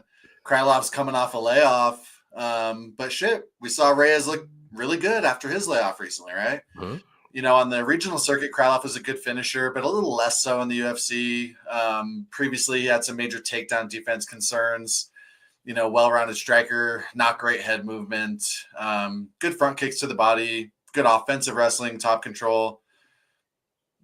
Just kind of pretty well-rounded, but not great anywhere is one way to put it. He's not slow, but he's not like lightning fast. He's not super high volume. He kind of takes some rounds off. We've seen him make some questionable fight IQ mistakes, including against Paul Craig. We saw him fall off. He had the back of Ryan Spann and got too high and fell off. And then Ryan Spann dove right into his crotch. He didn't dive on top of him like in a classic Ryan Spann. Yeah. Seriously, watch it. I mean, he dives right into his crotch, like just in the perfect spot to get triangled. Otherwise, Krylov was about to be on bottom there. And then that was an incredibly fast tap by Ryan Spann, too. I think Spann was gassed. Before that, we hit a plus 350 decision prop on him versus Volkan. A lot of folks thought that fight would not go the distance. But like I said, I think Krylov's finishing ability is not that great in the UFC. He knocked out the ghost of Alexander Gustafsson in 67 seconds. He had a close fight against Magomed. Like this guy's solid. Close fight against Glover, right? I think I'm going to go Reyes underdog here, though. I think Reyes is just faster with more power. He's not coming off of shoulder surgery like Krylov is. I'm sure Krylov's fine. He's taken plenty of time off, but I just feel like beating Anthony Smith, and that was Anthony Smith after he lost a friend and was not in a great mental space. He was in there wanting to get hurt, so I kind of just throw the Anthony Smith win out the window. But getting the round 1 KO over Dustin Jacoby impressed me quite a bit. So, I still remember the Dominic Reyes that in my mind beat John Jones. I don't think Krylov has Yuri level of power to starch him like those guys did. I think it's going to be a close, fun fight. Two skilled guys. I think Reyes is maybe a little faster and a little stronger in the striking, so I'll take the dog. Yeah, I'm right with you. I'm on Dominic Reyes. I didn't think I would be, but I am. like you said, Nikita taking that. If he had what you said, shoulder surgery. Yeah, I believe So he so. had some surgeries. He's been off for 2 years, and that just worries me, man. And I know some fighters, they're come back and they look good, but 2 years, like, and he's not, like you said, he's not really a finisher. Like, he does have some submissions. He has more submissions in the UFC than he does KOs. He only has that one KO against Gustafsson. Um, but he is a little wild and crazy. Like, we've in some of his fights, like he'll rush in and he'll get hit, and he's pretty durable. But you can't do that against Dominic Reyes. He's gonna land that freaking left, like down the middle, and he's gonna pop you. And I don't know if he's gonna be able to take it. Like, you can't do that to Dominic Reyes. Like, he's got heat in his hands. He throws it. But you are a little worried about the chin. The chin looked a little good. I'm glad that he didn't look gun shy in his last couple fights. That always worries me after some like a long layoff, when some guys a couple KOs or 3 KOs with Dominic. So that does give me a little more confidence with my pick. Also, I like his takedown defense. I like it a lot. I don't think Nikita's going to be able to get any wrestling going. So that's going to only help Reyes keep this on the feet, where he's really good at. I think he's the better striker with more power. So if you want to be a little safe, I do like this fight to go under 2.5, one way or another. Maybe Nikita does crack Reyes. Maybe Reyes cracks Nikita. I'm going with the Reyes side, but I think there will be a finish one way or another. Usually light heavyweight fights, there's always finishes more times than not. Both these guys they like to push forward. They like to be a little aggressive. They like to be like go in. They are a little hillbilly at times too. So I could see an under 2.5 hitting. But I'm going to go with the dog here with Reyes. I just think he's got the cleaner striking. He throws straights down the middle, and I think his pop and his hands are a little bit more too. So, and then Nikita Krylov 2-year layoff. I don't know why the line's so wide. If Nikita was more active and, like, let's say he fought 2 or 3 times in the last 2 years and he won a couple times, I could see the line being the way it is. But I think it should be a little bit closer. I think just people are like worried about his chin. Reyes' chin. And honestly, the line has come down a little bit. Now I think Reyes is plus 145? Yeah, 145. It was up to like plus 170 at one point. So people are kind of thinking the same thing, but I could see either side, though. This is going to be another fun fight. Yeah. Reyes has never been subbed. Krylov's got a ton of submission wins. He's got like 6 submission losses, but Reyes only has 2 submission wins. Yeah, I don't see him. I was thinking, at plus 1,600 for Reyes submission, it has my eye, but, I try to be selective with those super risky props like that. Yeah. Reyes getting chinned, quite possibly could. Place a bet on Krylov to be end of the year title holder at plus 7,500. If he gets Reyes out of there fast and makes a quick turnaround in the top 5, he could. I think he's at least 3 fights away from a title shot. But if he didn't have that layoff, that's the only thing that would be worried me a little bit. Let's see. What's up, Nate? Reyes, Gilly, or rear naked choke incoming? That would be wild, like you said. What was it? Plus 1,800 or 16? I can't remember what you said. Yeah, plus 16. People saying Reyes' chin's back since not getting KO'd by Jacoby and Anthony Smith is laughable. I mean, I didn't say it was back. I just said I'm glad that it doesn't look gun shy, because that's the problem with a lot of these people. They're gun shy. They're not their old self.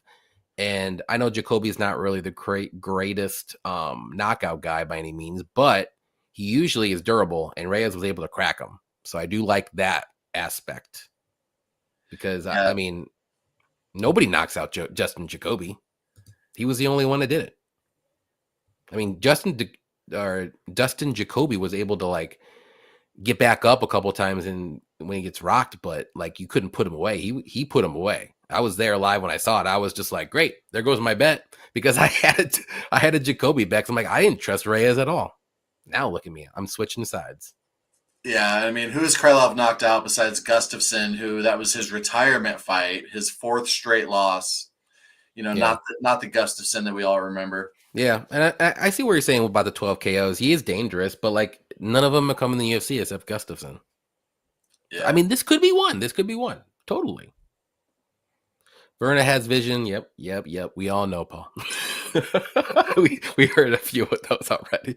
I worry about Krylov's cardio. Yeah, because sometimes he gets a little crazy in the first round. And I mean, Reyes does the same thing too. They could be a sloppy fight in round two, both guys, if they go for it and nobody gets a finish. It'd be fun. Reyes' chin isn't back. Krylov has some shit striking defense, and it plays perfectly into what Reyes wants to do, pull counter. Under 2.5, boys. I'm telling you. Love it. I think it happens one way or another. You don't have to worry about a side. It's decently priced. I'm looking. They got a 1.5 on DraftKings. Patricio Pitbull UFC debut for Pitbull here. Oh, I think am I back? Yeah. Okay. Okay. Yair Rodriguez versus Patricio Pitbull. Pitbull's making his UFC debut. Look at that. There is one UFC debut, guys, right here. How did we forget Pitbull? Yeah, this fight could be interesting. But I am going to go with Yair. I'm going with the youth. He is going to be taller and longer again. Always dangerous striking. I do worry that Pitbull does try to wrestle and grapple, that he can be very successful. But I don't know, man. Watching back the last couple fights from Pitbull, it hasn't looked that great. Not to say Yair's fights looked great either, but so that's why I think this fight could play out very, very close. And I'm just going to go with the youth. I'm going to go with the more diverse striker who I think is, he's got very good kicks, good elbows, and crazy spinning stuff. And he is durable as well. I like the overs in this fight for sure. But if there is going to be a finish, I think it's going to be on the Yair side. He can probably land like a high kick or something and maybe knock out Pitbull. But Pitbull is always pretty tough. But that one KO in his last fight against, I don't remember who it was. I think it was in Rizin. That worries me a bit. So give me Yair to win by decision. I'm not confident at all. The only thing I would be confident in would be the overs. What do you think? Yeah, I think we could see a finish here. I'm really torn on a prop, but I'm also on Yair. I think he's bigger and far more skilled. He's got the UFC jitters out of the way. He's fought far higher level of competition. I mean, I'm a fan of AJ McKee, and Jeremy Kennedy is not trash. Adam Borix isn't trash, but I mean, we're talking about a guy who's been fighting Max Holloway and Volkanovsky and Brian Ortega and Josh Emmett, right? I mean, the resume zombie last year, yeah. And we can't forget that he was losing bad to Korean Zombie until that lawnmower elbow in the final second. But I think he's just far more skilled. It's interesting that both in the striking and the jiu-jitsu game, it's kind of a story of skill versus strength, right? Like Patricio's got plenty of power on the feet, and if he grabs your neck, you're tapping. But if somebody gets, a decision win here, or if somebody gets, a highlight reel kind of spinning kick or crazy elbow KO, it's Yair. And if somebody gets a triangle or an armbar or a more skillful submission than bulldog choke, rear naked choke, guillotine, it's obviously Yair. So I think there's lots of things that favor Yair here. And, Patricio, he's been kind of up and down against low-level guys. I think we could see some illegal shots here, like Patricio isn't afraid to foul. And so depending on who the ref is, if it's Mark Smith who wants to Mark will call that right away. He don't give no shit. Yeah. He's a ham. He loves being on camera. I'm on Yair. It's one of my more confident picks. I'm not gonna parlay him up in something like super heavy. It's gonna be something 2 legs for 1 unit at plus 150-ish, right? And then I'll have him in something incredibly risky, like an 8-leg plus 1,500 type of parlay as well. So really looking forward to it. Patricio's a stud, but I think he's past his prime, and lots of things going against him here, in my opinion. Yeah, the Sergio Pettis fight, another one. I was there live to watch it. I'm just like, bro, what are you doing? Like, you're not doing nothing. You're letting Sergio just tee off on you. Like, he wasn't doing anything the whole fight. It was insane. Let's see. Slick said he took a small sprinkle on Pitbull. I don't mind it. He's got a chance. He kind of, like, his style of fighting, like, reminds me a little bit of Volkanovski. Like, he's like one of those shorter guys it's well-rounded, good everywhere. He can, maybe Patricio has a little bit more finishing upside, but other than that, Volkanovski can be a little bit more technical. But I don't know. That's just me. But yeah, Yair's always a tough fight again. He's just crazy, diverse striker. Berna has that atcha for you. One eye atcha. I had to throw that out in there. That's a good one. I like it. Thank you, Paul. I never heard that. Yair's definitely going to be taller and longer, but it's like I tell my girlfriend, it's about girth, and Pitbull has it. But I'm picking Yair anyways. I like it. Your chat is killing it. I know. Most of them. It might not be 12 inches, but it smells like a foot. There you go.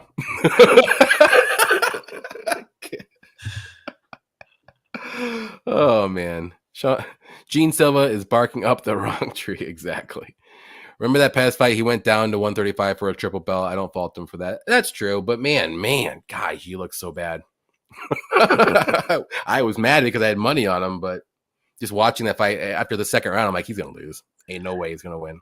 And I don't have it in my notes, and I can't find it anywhere, but my memory says that that Suzuki fight where he got knocked out by a journeyman, that he was like on kind of short notice.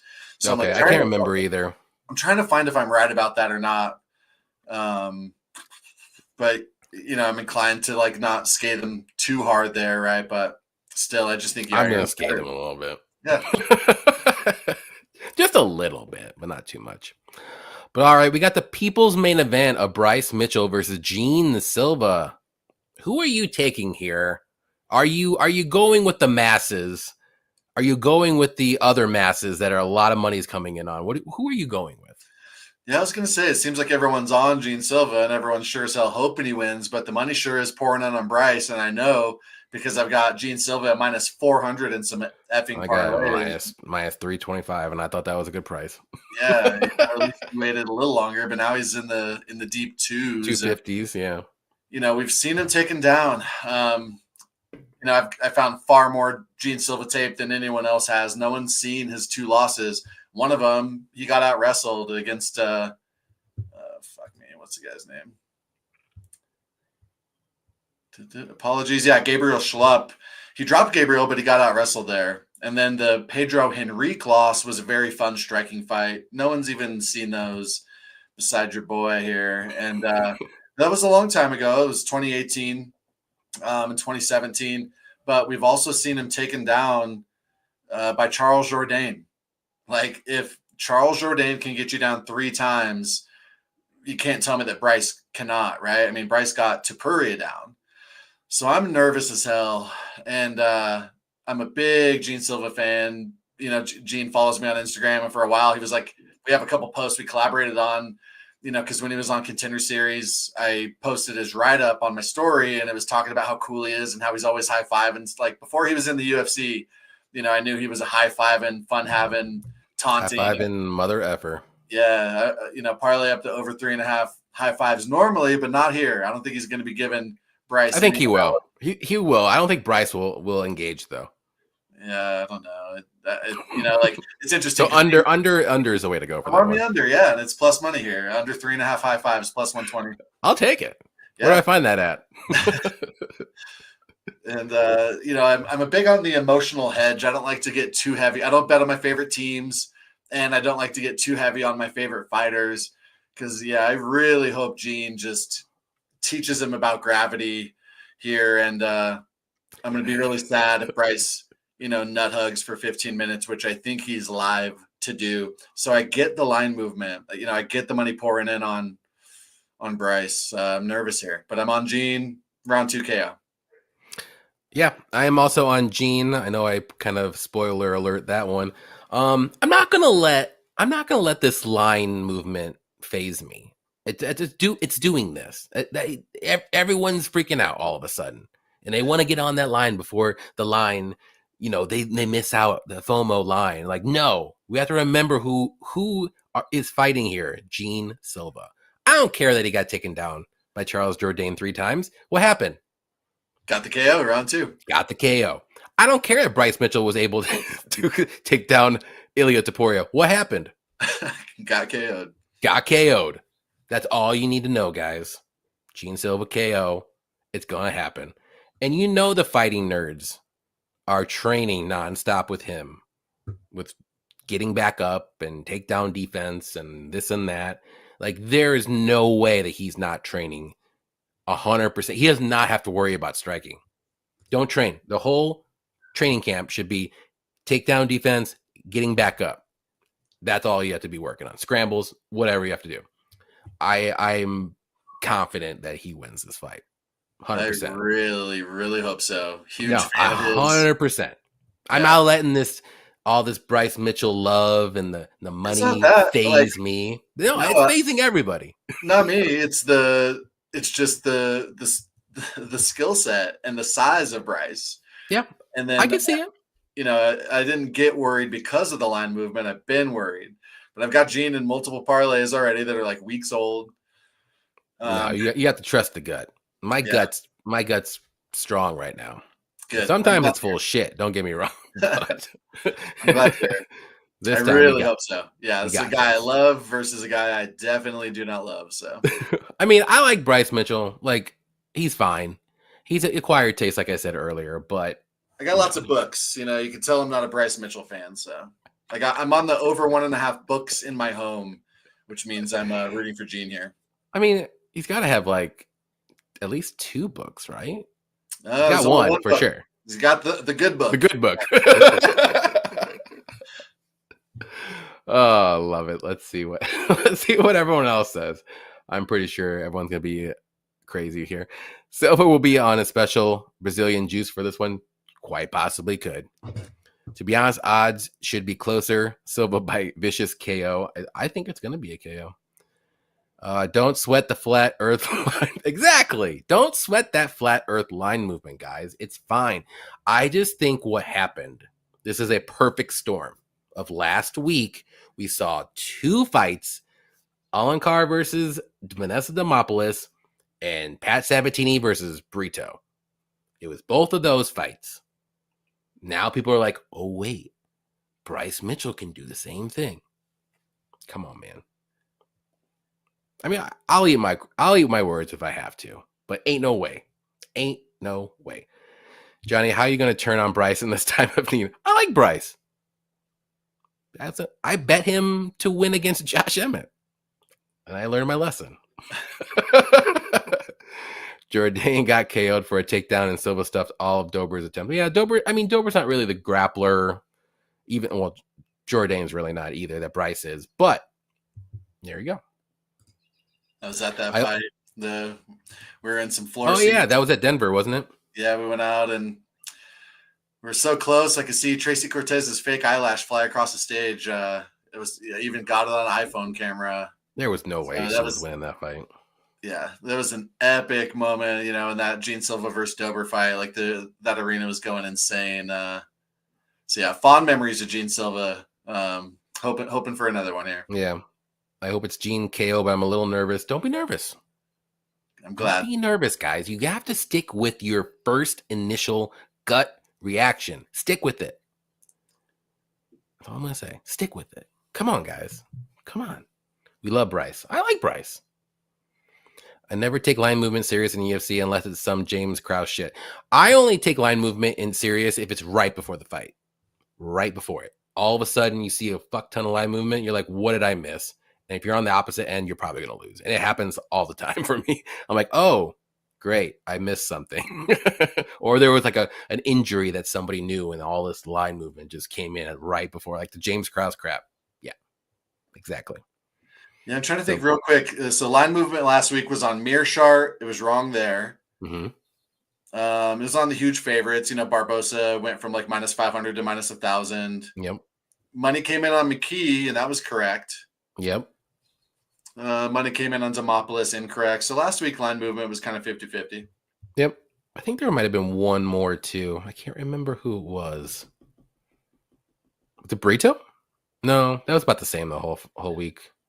Yeah. Week before that, we swept. As some of you watching might know, we swept the whole card, hit a plus 13,000 parlay. That's awesome. It was very exciting. Money poured in on Torres day of, which was strange. But I was glad because I was on, I was on every winner, obviously. I'm sure Bean Eggs hit every, swept as well. I'm trying to think who else. I think Borjas had some money come in. Yeah. Yeah, David Martinez definitely had some money come in. right before the fight for Oh, sure. really? I remember that one. Because I remember he went from like minus 350 to minus 500 midweek, but I don't Yeah, recall day of. I think he was like minus 700 like right before the fights. Like Emmers had a ton of money pouring on him, which makes true. sense. Yeah. Fucking A. Like I was on Emmers round 2 KO and So close. close. Yeah. Anyway. Yeah, I mean, the line movement's been about, 50-50 at a glance. Yep. All right, we got the co-main event of Michael Chandler versus Paddy Pimblett. I'll go ahead and go for this one. I don't know. I picked. I'll tell you who I picked. I picked Paddy Pimblett, but I'm not like super confident in it. The reason why is I just don't trust Michael Chandler. How can you trust this guy? He literally tells you in any interview that he wants to put on a show. Does that remind you of somebody like Kevin Holland? I would say Kevin Holland's a little different because he's more of a prize fighter. Michael Chandler is a show fighter. He wants to put on a show. He doesn't care if he wins. He doesn't care if he loses. And a lot of times in some of his losses, he's winning the fight until he just does something stupid and it gets reversed or something like that. Or he like tries to go for a takedown and then it gets reversed. I'm trying to remember the fight. Which one Like was it? Charles The Oliveira, Dustin, Chandler was busting him up round 1. yeah, round 1 in the first fight. Yeah, for sure. And then Dustin Poirier fight. Like that fight was actually pretty close until like the end. And then he like picked him up or something. And then like Dustin landed on top. Like you're like, what just happened? It was something crazy, like a crazy scramble or something like that. But like all he wants, I get it. He wants to put on a show. That's his style. But he is a good fighter. He's well rounded, good, powerful striking. He's aggressive. I like that. I just don't like his fight IQ. Paddy Pimblett, though, very, very good grappler. Very good. I don't care what anyone says. I know people love or hate him. Very good grappler. He's very durable on the feet. Striking is coming along. But he's got amazing submissions too. And if he takes your back, I mean, you're not getting up at the very least, and you might get subbed. And that's what I worry for Chandler too, because in his last fight, I mean, I know it's Charles Oliveira, one of the best grapplers, but Paddy's up there. And he could do exactly the same. He's bigger than Charles Oliveira. I think he's a little bit stronger as well. And I think he can do the same. I think he can just, I don't want to say ride him out for 5 rounds or anything like that. But I think Paddy's live for a sub. I think Chandler's live for a KO if Paddy can't get the fight to the mat. But this is a tough fight. I could see it go either way, but I'm just going to go with Paddy. I think he gets the second or third round sub, though. I think it's a rear naked choke, one of those things, and maybe Chandler makes a stupid mistake, and then it's a rear naked choke. What do you think? Struggled with this one, but I mean, people think Paddy's going to sub him, and I get that his jiu-jitsu is very good, but if Charles Oliveira had 25 minutes, like 20 minutes of control time, had the back, had the body triangle, if Charles Oliveira can't sub you, I find it hard to believe that Paddy's going to. I think Charles has far better wrestling, and he, in fact, does on paper, but it's also better because he can actually hide it behind the striking. Yeah. Everyone is afraid of the Charles Oliveira striking. Justin Gaethje said it's like sticking your tongue to a 9-volt battery and that sizzle you get. That's what Gaethje said he felt, when he gets hit by Charles Oliveira. Like, people are scared of those hands, and so he's able to get the takedowns much more easily. Paddy went 1 for 4 against the ghost of Tony Ferguson. Paddy went 0 for 3. That was such a shitty fight. I didn't even rewatch that. Yeah. So I mean, he's 1 for 7 in his last 3 fights. He went 1 for 1 against Jordan Levitt, but he also got out wrestled there. Paddy went 1 for 2 against Kazula Vargas. I mean, Paddy's got 25% takedown accuracy. Now, I realize Paddy's getting much stronger, and his striking is improving. He's got a nice outside low kick, good little teeps, decent jab. Like, he's far improved versus the guy who came in and, knocked out Luigi Vendramini just with no head movement, wild hooks, and Paddy back in the day, like in Cage Warriors, he was the guy that would go for crazy submissions, and it often cost him the position. He'd go for reckless submissions. He was an exciting guy, a fan favorite, but it was not sustainable. And now he's getting more technical and more measured in his approach. But I mean, I don't know for sure that he would have got King Green down. I never call him King Green. God damn it. His mama Bobby. call him Bobby. I call him Bobby. Don't you dare call him King Green. I didn't He mean to. ain't no I king. just read it. Yeah, I I mean, know. I don't think he's won a fight since changing his name. No, he hasn't. He doesn't deserve that name at all. Yeah. So I don't think he would have got him down, but his kicks were working well. The low kick was working well, and Bobby went for the takedown. Poor decision, got choked. To sleep. So, Patty, I don't hate him. He seems like a very polarizing fighter. People either love him or hate him. I don't. Mhm. I'm right in the middle. I think he's Yeah, me solid. too. I think he's pretty fun. I appreciate that he's a fatty at heart, like me. I I love like, it too. yeah. But I think that Chandler, coming off the guys that Chandler's been fighting Patty Pimblett is going to be like when you turn the video game down from superstar to intermediate. I won't say rookie. I think Chandler is going to be temporarily confused how bad Patty is. It's going to take him a second to adjust. And then, we've seen Chandler taken down, like Charles took him down like butter, but here it's kind of all he has to worry about is getting taken down. He trains with, oh my God, Gilbert, right?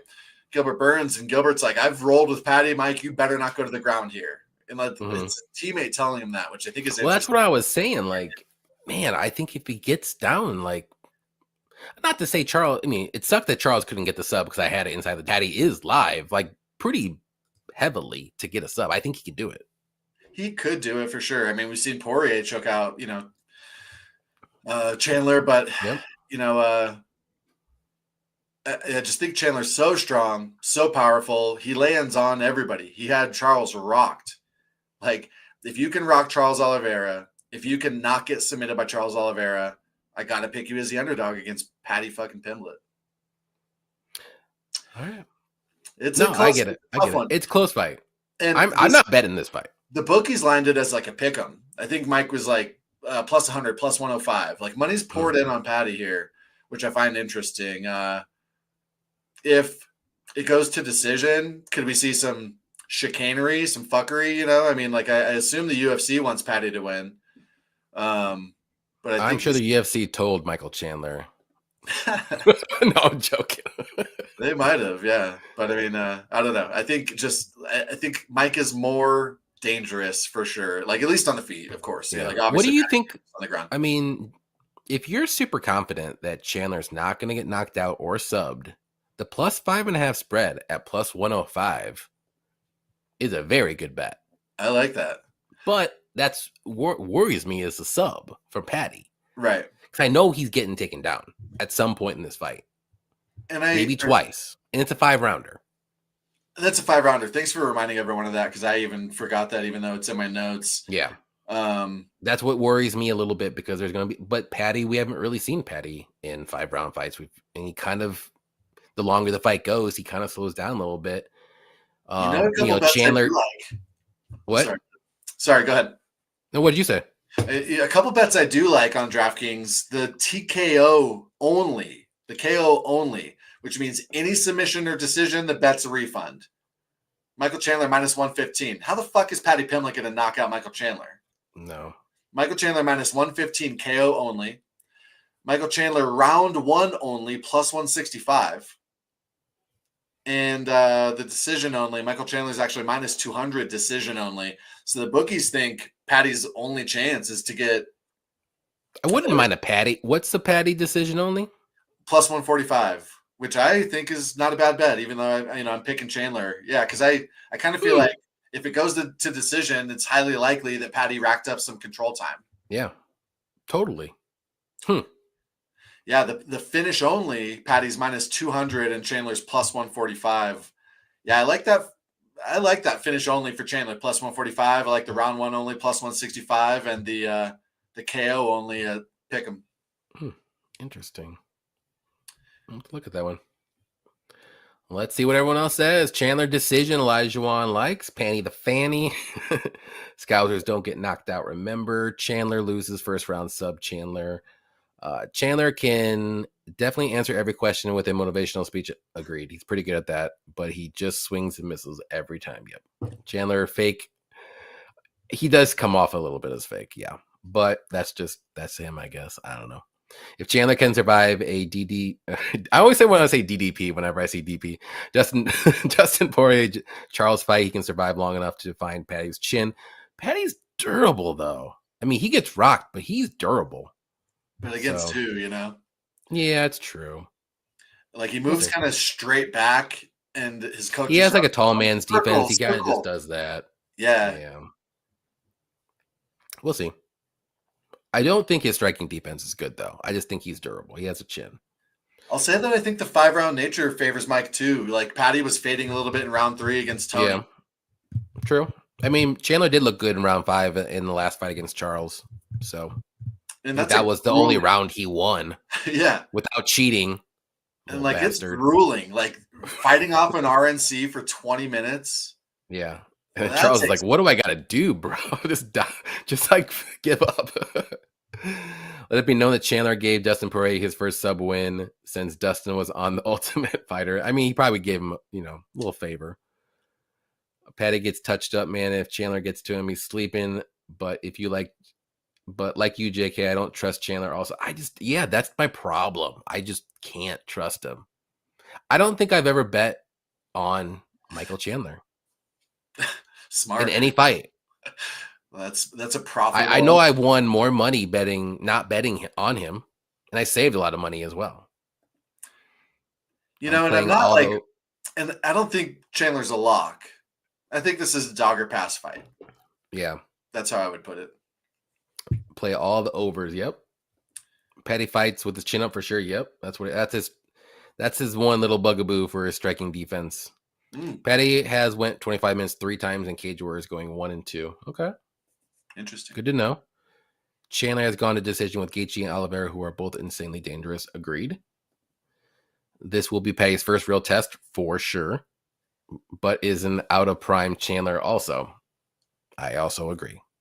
But at least Chandler has one fight under his belt, instead of waiting for Conor McGregor for 7 years. So I'm glad Chandler could be, he's a little active now. So that's good. Now, if Patty was coming in to this fight and Chandler hasn't fought in 2 years, I'd probably bet Patty all day. Win or lose, Chandler calls out McGregor for sure. You change your name, you start losing. Look at Lipsky and Chikagian for sure. Poirier subbed him, but Mike was tired and hurt, and he made a stupid decision. Fight to go the distance plus 330. Is that right? I like a sneaky play to go to distance. One way or another, you can do Patty by decision. I like it. Yeah, those odds. Let's see. Chandler loses and calls out McGregor. Yeah. I'd love to see Iron Mike and BKFC. That'd be fun. All right. We got the main event of Alex Volkanovsky versus Diego Lopes, and it's your turn. Who do you think will be the and new? Yeah, it's such a tough one. It's like, if Volkanovski wins, everyone's going to be kicking themselves for not hammering him at, minus 130 or whatever, right? So money's coming in on Diego. The bookies line Volk as a bigger favorite. I think it's worth reminding everyone that he was on short notice against Islam and kind of short notice against Ilya, right? Like the last time Volk had a full camp, he had an incredible performance against the number 1 pound for pound fighter in the world, Islam. The chin concerns are there, but Ilya can crack anybody. Ilya knocked out Max Holloway. And then that head kick kind of like off the temple, like, hitting the top of your head against Islam. I think the chin concerns of Volk are a little bit overstated. Diego's a stud, but and he's improved a lot. But he hasn't been very good for very long. He didn't used to be a great striker. He just swung hard with power, and it would get people to shoot on him, and then he'd latch up a submission. He's an incredible finisher on the ground. He mixes things really well. Like the Sabatini fight is an example of that, but lots of fights on the regional scene as well where he mixes the grappling, clinch, and striking together really nicely. He thrives in the chaos. Like he wants to make this a dogfight, a phone booth fight, an angry fight. Whereas Volk wants to stick and move and, use his technique. He really excels in the hectic exchanges. Diego does. He likes to catch body kicks and take the back standing from there. I don't think that's a big concern. Volk throws lots of nice, low kicks, but not a ton of body kicks. So I think a lot of the things that Diego likes to do, Volk is not going to oblige him. One thing that I think is uncanny, like unprecedentedly good about Diego Lopes is it's kind of hard to describe. But imagine a guy throws a 2-hook combo. The first hook drops him. The second hook always airballs over the top of their head, right? Because they're dropping. Not Diego Lopes. Multiple times, like against Sadiq Youssef, against Brian Ortega, and another one I can't recall. He drops him with the first punch, and then he's able to adjust that second punch mid-flight. I don't know like what it is about him that allows him to do that. Like, is his mind just so fast that everything's in slow motion for him? Is it that he's so calm and composed in there that he's thinking and he's not like tense? It's an uncanny thing that even the best strikers in the world are not able to do. The best strikers in the world airball that second punch over their head. Diego's got just some incredible skills. I like him a lot. Big fan of both these guys. When you see them stand against each other at stare downs, it's like, oh gosh, Diego's huge. But everyone has that size edge over Volk except Ilya. I'm gonna go Volk. Haven't played him yet. Money's coming in on Diego. Looks like this might be a pick 'em at some point. We've seen, Volk was kind of having some focus concerns for a while there. He was partying a little bit, wasn't training, just doing barbecue YouTube videos, fighting the best fighters in the world on short notice. And now, he's fighting a guy who like faded against Dan Ige when Dan Ige was on 4 hours notice. He'd look good against Brian Ortega. We were out there at the Sphere for that. But I mean, Brian Ortega is not at the Volk level. You never know which Brian Ortega you're getting. Dan Ige is an underdog to Sean freaking Woodson. He beat Sadiq Youssef and Pat Sabatini and Gavin Tucker. Like that's who we're talking about Volk fighting. A guy whose best win is Brian Ortega, lost round 3 to a 4-hour notice Dan Ige. I got to go Volk. I'm going Diego. I do get the Volk love. I do. He's one of the best featherweights in the world ever, if you want to say. But I think his time is done. I don't know. I feel like maybe like you kind of like went to a little bit. Maybe the focus isn't there. Maybe the love like shifted a little bit. But I know he's going to try to get back in the swing of things, I'm sure, obviously. But seems like it's back. It seems. It seems. But we'll see. Maybe he's trying to like convince himself. Because I feel like once it's gone, it's never going to come back 100% in any way like that. I think Diego, yeah, he hasn't fought the the better competition as Volk, but that's because Volk's been at the top forever until he started fighting Islam on short notice, and then that crazy KO, which I think that just changed his trajectory in his career. I think that was a huge mistake. I'll always say that, and I think that he shouldn't have took that fight on short notice. I know he probably wanted to try to win because he was so close, and some people thought he won. It was a very close fight, the first one, but the Ilya KO didn't look good. Not to say that Diego can crack like Ilya, but it's pretty freaking close. And I'm just scared if he does land something good like that maybe rattles something. Not to say that he's going to go down like a sack of potatoes, but it ain't going to be pretty after the follow-up shots that you just said. He has that crazy, uppercuts and this and that. If this fight gets to the mat, I love Diego. If for whatever reason, maybe if Volk shoots, I'm not going to be scared if Lopez is on his back for any period of time. He might be losing the minutes, but he's always going to be dangerous on the feet. It's just going to be, like you said, hectic chaos. That's what he is. Volk wants a clean striking fight, and if you give him a crazy hectic fight, that could be something totally different. Not a lot of people do that to Volkanovski, and I think that's where the difference is going to be. Obviously, the youth. I think maybe even Lopez has like a little bit of a speed advantage on the feet. Like he's just really quick. He's durable, and it just seems like he's always like maybe like one step ahead, like kind of in a way. I don't know. It's weird to say. And I know I get the whole Ige thing. It wasn't a good look, but you have to remember too, like he cut, and then the fight got canceled, and then he cut again, and then they got to fight again. It was a weird like 2 weeks. And then finally he's like, I just want to fight at like whatever the fight was. I think it was at like 160 or 150, or it was something like a weird catch weight. I'm sure like that messed up his cardio for sure, messed up a lot of plans. Like Ige is no slouch by any means. He was not fighting. He was not preparing for an Ige fight. I'll give him a little bit of a slack on that one.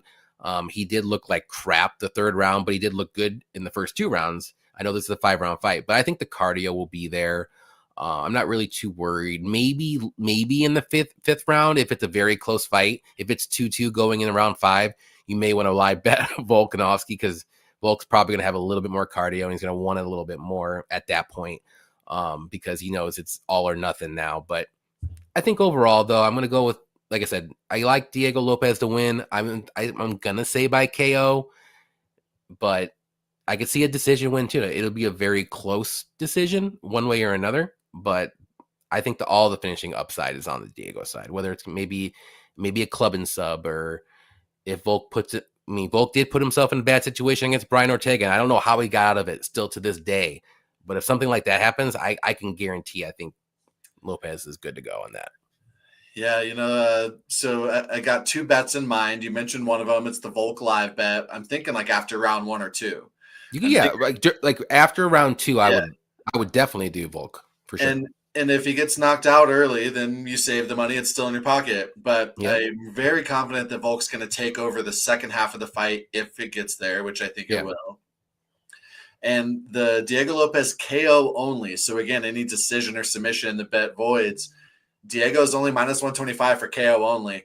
I don't think Diego's incredibly durable. I've got like a laundry list of times. Volk doesn't knock out anybody. He knocked out a ghost of Korean Zombie, literally the zombie of Korean Zombie. Like that's it. Like I can't even remember anyone else knocked out. I think he knocked out Yair round 3. Yeah. Okay. Well, Yair doesn't really have the greatest of chins. No. And cardio issues a little bit too. Yeah. No, I agree. I don't think, I think it's a Volk decision here. I like that Diego Diego KO only. Yeah, minus 125. At minus 125? Yeah, I thought it was going to be way wider. That's a hammer spot, I think.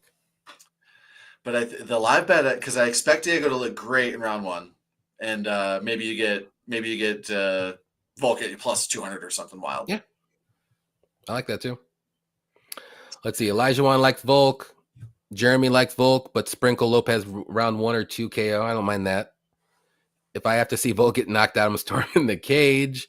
I can see Diego late finish or Alex decision. I think Alex decision, if I had to choose how he wins, it's that. Late finish for Diego would be wild. I think it's an earlier finish, like rounds 1 or 2, maybe early 3rd. But if he makes it to the 4th round, I think it's like you can do Alex round 4 or 5 decision and like hedge it that way. Let's see. Diego to touch his throat. Oh, yeah. Over 20.5. Yeah. Easy. So weird. It's just the last 2 fights. Kiwi, I'm sorry, bro. I know. I literally pick against every like Australian, New Zealand fighter. Bro, it's the matchups. Don't blame me. Blame the UFC for making these matchups. I don't know what else to tell you. I love Volk. I don't hate him. I just think this is going to be a tough fight. Both these guys are from the Southern Hemisphere. True. Folks, the chin is truly gone under 1.5. Okay. If Volk loses fight, I think he should retire. I don't see him going downhill like Tony Ferguson. It depends how he loses, maybe. Maybe depends. Same people saying Volk is chinny are the same people that bet Justin after that crazy KO to Max Holloway. Yeah, I bet Justin on that fight. Ulysses, Volk finished Chad Mendez, yeah? Back in the day. All right, we are at the point of the show. We're going to give you the easy money parlay first, and then the beer money. Let's try to get one going. What are you thinking for like a good leg for a parlay? I told you earlier that I was going to be thinking about it through the whole card, and then it turned out to be a huge lie. I did not do anything. So Let's see. I mean, Gene Silva, well, we both like him, but yeah, it's insane. Only different minus two forty different five. confidence levels. He's Minus at minus 245 right now. That's insane. It's insane. I think that's a great leg. Then I wonder what like the KO only is. It's probably minus 500. Man, I Yeah, wish it's you minus 2,000. The KO only prop minus 2,000. Okay, nice job, DraftKings. You're on your shit. could I sway you No on unders. a Nora money line? I am weirdly confident she wins this one. Like, I don't see how she loses at A lot of all. a lot of folks are, but Like, tell me how Haley wins. Like, how can she win? Wrestling for 2 rounds? There ain't no way. I mean, I think they're, like Jocelyn Edwards got 5 takedowns or whatever, right? Yeah, but Edwards is a better striker. No doubt. Like, Haley has nothing other than a maybe takedown. Maybe. She's just a strong broad, though. She is, but so is Nora. Nora's not too shabby herself. I mean, if Nora never fought in France, her record would be like 0-3 in the UFC. I guess she got that knee KO against a girl who missed weight and had some stuff going on. But I mean, Yeah. I did think Jocelyn won that fight, but it was very close. You're on Pitbull. I'm on Yair. Oh, you're on Yair? I feel really confident in Yair. Like, I don't know how he loses, to be honest. Okay. I'm a medium confident level. I like that. We'll put that on there. Let's look for something about minus 300 or less. Honestly, I got it. Ige plus 3.5? What were you going to say? I was going to say over 2.5 in the Ige fight. Yeah. I don't think there's going to be a finish in that fight. I really don't. If you don't think, I mean, I get you. The only finish is much better odds. Problem with the plus 3.5 is like a lot of people be like, "Oh, I don't have DraftKings." I don't care about that. Sorry, guys. Get DraftKings. Get that online. No, I'm worried about the easy money parlay. You know what I do like a lot is the Chase Super minus 3.5. Okay, I can get down with that. That gets us to minus 108 only. We talked about some of the voidable bets, like Lopez KO only and stuff like that. I want to stick away from those just in case it doesn't voids and we'd have to make it juicier, like plus 180 or something. I mean, I can get down with Ige plus 3.5, but man, I really like that over 2.5 though. I know it's a little bit chalkier, but what's the odds on that? Does that get us to even money? That gets us to even money. It's pretty close. I just worry unless I can go to a different. I'm looking at DraftKings. I might be able to get it cheaper on Bet365 because they're better than DraftKings. On the money lines and stuff, they often are. Their props suck, but yeah, I don't do the props are FanDuel and money lines Bet365, and DraftKings is in between both of them. Which is so funny because my bet online, I only use it when I'm traveling. I can only use it for safe, basic stuff. I slaughter on Bet Online as a result. DraftKings knows, or FanDuel knows what they're doing with those juicy ass props. And yeah, on Bet365, I can get the Yair money line and over 2.5 and the Ige fight at plus 104. Plus 104. If you're cool with that, I'm cool with that. Are you confident? Are you easy money confident? I'm more confident in the better odds plus 3.5. If I'm honest, Andre Fili just got starched in round 1 by Dan Ige. I think Andre Fili is not worlds below Sean Woodson by any means. I will say, judges don't like Sean Woodson at times. Yeah, that's absolutely true. Actually, some of his fights, I'm like, are you serious? It was that close with the scorecards. I thought he won clearly, but he's always backing up, low volume. I mean, I do think he went Ige wins round 3. All right, Plus 3.5. Yair. What's that? Plus 122. Yeah, I like that. I mean, both these guys had around 1 KO across their last 2 each fights. All right. You got me. All right. I'm in. I agree. Let's go. Let's see. Yair money line equals plus 122. I'm going to put this out there. If you do not have DraftKings and you cannot do the plus 3.5 spread, do the over 2.5 in that fight. There you go. There you go. But whichever you like better, do that for the easy money parlay. But this is what we're going with. I like it. I like it. All right. Now the beer money. What are we going for? All the marbles. I'm looking at like round KO props for Gene. Okay. Just to get an idea, not great. 330, 500, and 950 for 1, 2, 3 KOs. Let's see. I had some in my mind and I just totally lost them. I'm trying to think of the same place that we have, same. Yeah, because you're on Elkins, which would be a good one, but I would rather not. I don't like fights to not go the distance. Guess who did not have Sabatini versus Brito fight doesn't go the distance parlayed up? Your boy. It's just against. I was about to, and I was like, no. Yeah, I was pretty close to doing that too, and I didn't. I ended up doing Brito inside the distance and set instead of doing the unders or anything like that, and it would have failed miserably. It's rules are rules for a reason, Yeah. Me. So what about Olazechuk KO?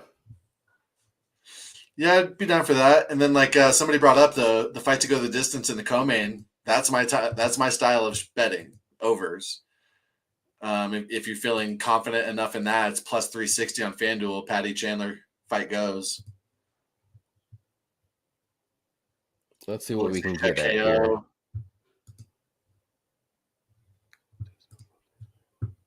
So if we do, if only plus 160, yeah, I see plus 150.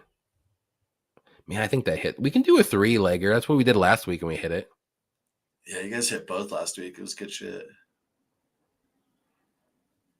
I really liked Olazechuk KO though. We almost hit our plus 1600 last time, but Jan got robbed. Yep.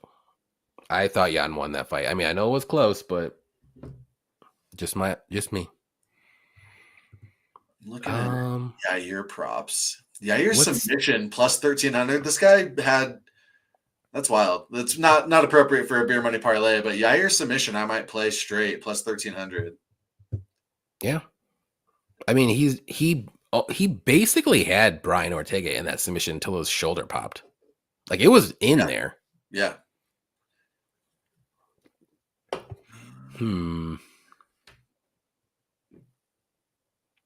on Krylov. I'm on Reyes. I know. We're actually on a lot of different fight. Sumadarji fight. I know we're on the same. Or the Silva or Tulio. I'm sorry. The Tulio fight. Yeah, what are some Tulio round props? Yeah, I'm thinking round 2, or we could just do the straight KO and see what that gets us to. Let's see what that is. Wonder Chase Hooper by points plus 240.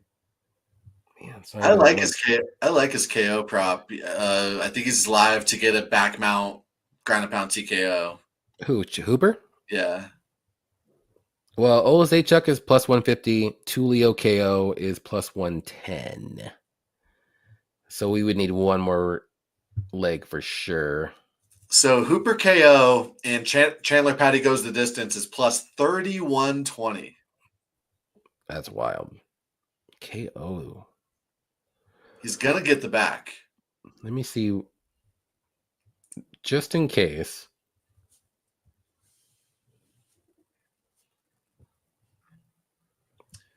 Chase inside the distance minus 180. Not good enough. And I was thinking Chase by points, but it's plus 240. Dang it. I mean, maybe that's the look, honestly. because Miller's so Wait, durable. But what? Yeah, what do you think about that? Actually, yeah, plus 1464, and it's both overs, which is my style. Chase Hooper by decision, Tulio by KO, Olazechuk by KO is plus 1409. The Oleksiejczuk by KO. I like the two-legger of Patty Chandler goes the distance and Chase by points. It's only 2 legs plus 1464. Okay, let's do that then. I do only if you're sure. Like I don't want to force you, but like Yeah, I mean, I really like the Olazechuk. I'm pretty confident in Tulio getting the KO, but I'm like really confident that Olazechuk gets the KO. But only thing that worries me with the Chandler one though, it is 5 rounds. But if they can get into the third round, I think it'll be safe. It just needs to go like into the third round. I don't think Petty's gonna finish him later than that, and I don't think Chandler will either. yeah, I'm trying to think. Yeah, I got Hooper by decision. Are you on FanDuel? Yeah, Okay. Yeah, it's way better on FanDuel. It's 1136 on Bet365. yeah. So I'll do it on there. I Yeah, mean, I kind of like the Hooper decision look. It's something that's like not like everyone thinks he's gonna finish him, which I can see, but I can also see a decision because Miller's tough as shit. if you want to get rid of the Chandler Patty goes, we could, but plus 360 is so juicy. I'm leaning like Muderji points. I like Really, that. What's that one? plus 155. So we What do would we need do? like 3, but like What if we do like Maderji points, Olazechuk KO, and then Chase decision? Well, or Sue points or decision. so besides Ruzaboev eye poking, when's the last time? I mean, that's the only time Cedric's ever been KO'd is when he got eye poked. Yeah, but I think it's gonna be more so like round 2, 3. Or do you want to do like a round? What's Olazechuk round 2, 3 KO on FanDuel? Interestingly, Olisechek's last 4 wins are all around 1 KO. So maybe, Mm. One, and two. 5 of his last 6 wins are around 1 KO. Actually, 6 of his last 7 wins. Holy shit. Yeah, I mean, going back even pre UFC, like he's a round 1 KO guy for sure. So round 1, 2 KO KO combos. Let's see. plus 220.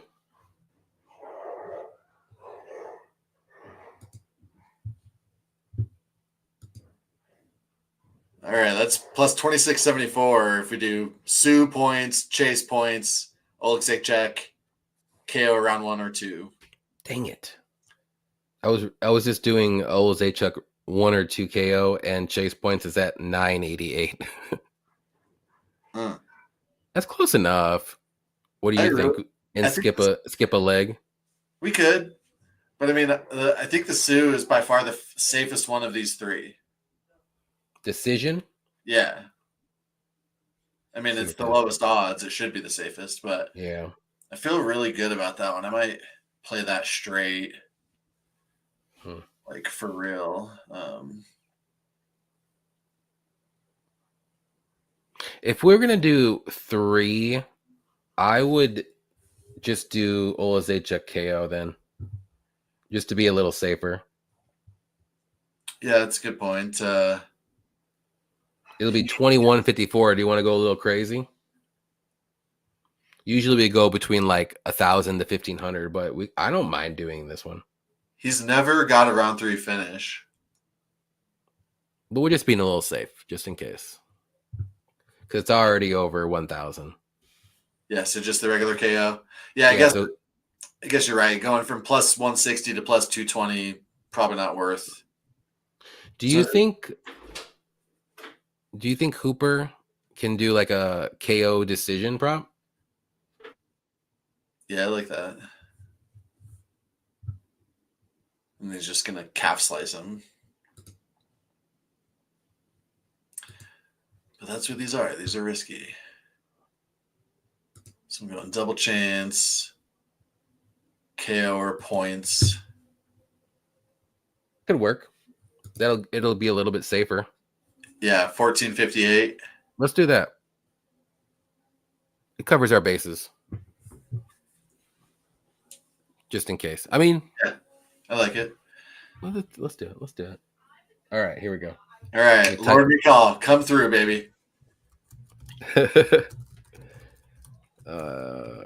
Hooper, KO. Anyone else's thoughts? Bryce Mitchell sub. I get you.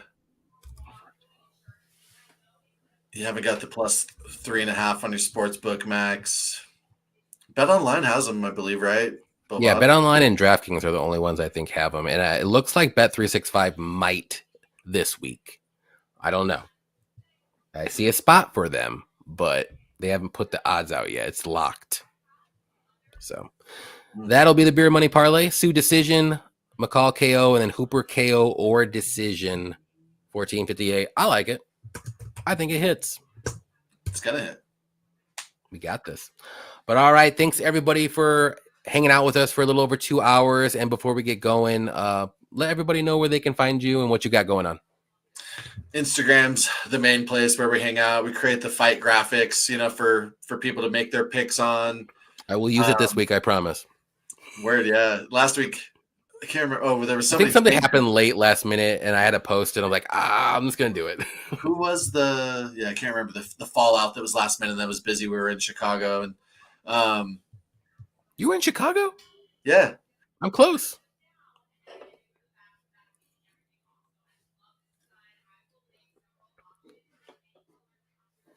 Oh no, I think I'm either lagging or you're lagging. One of the two. Yeah.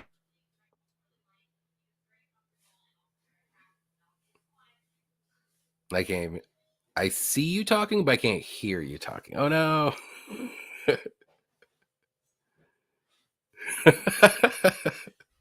I think he's gonna type. Here we go.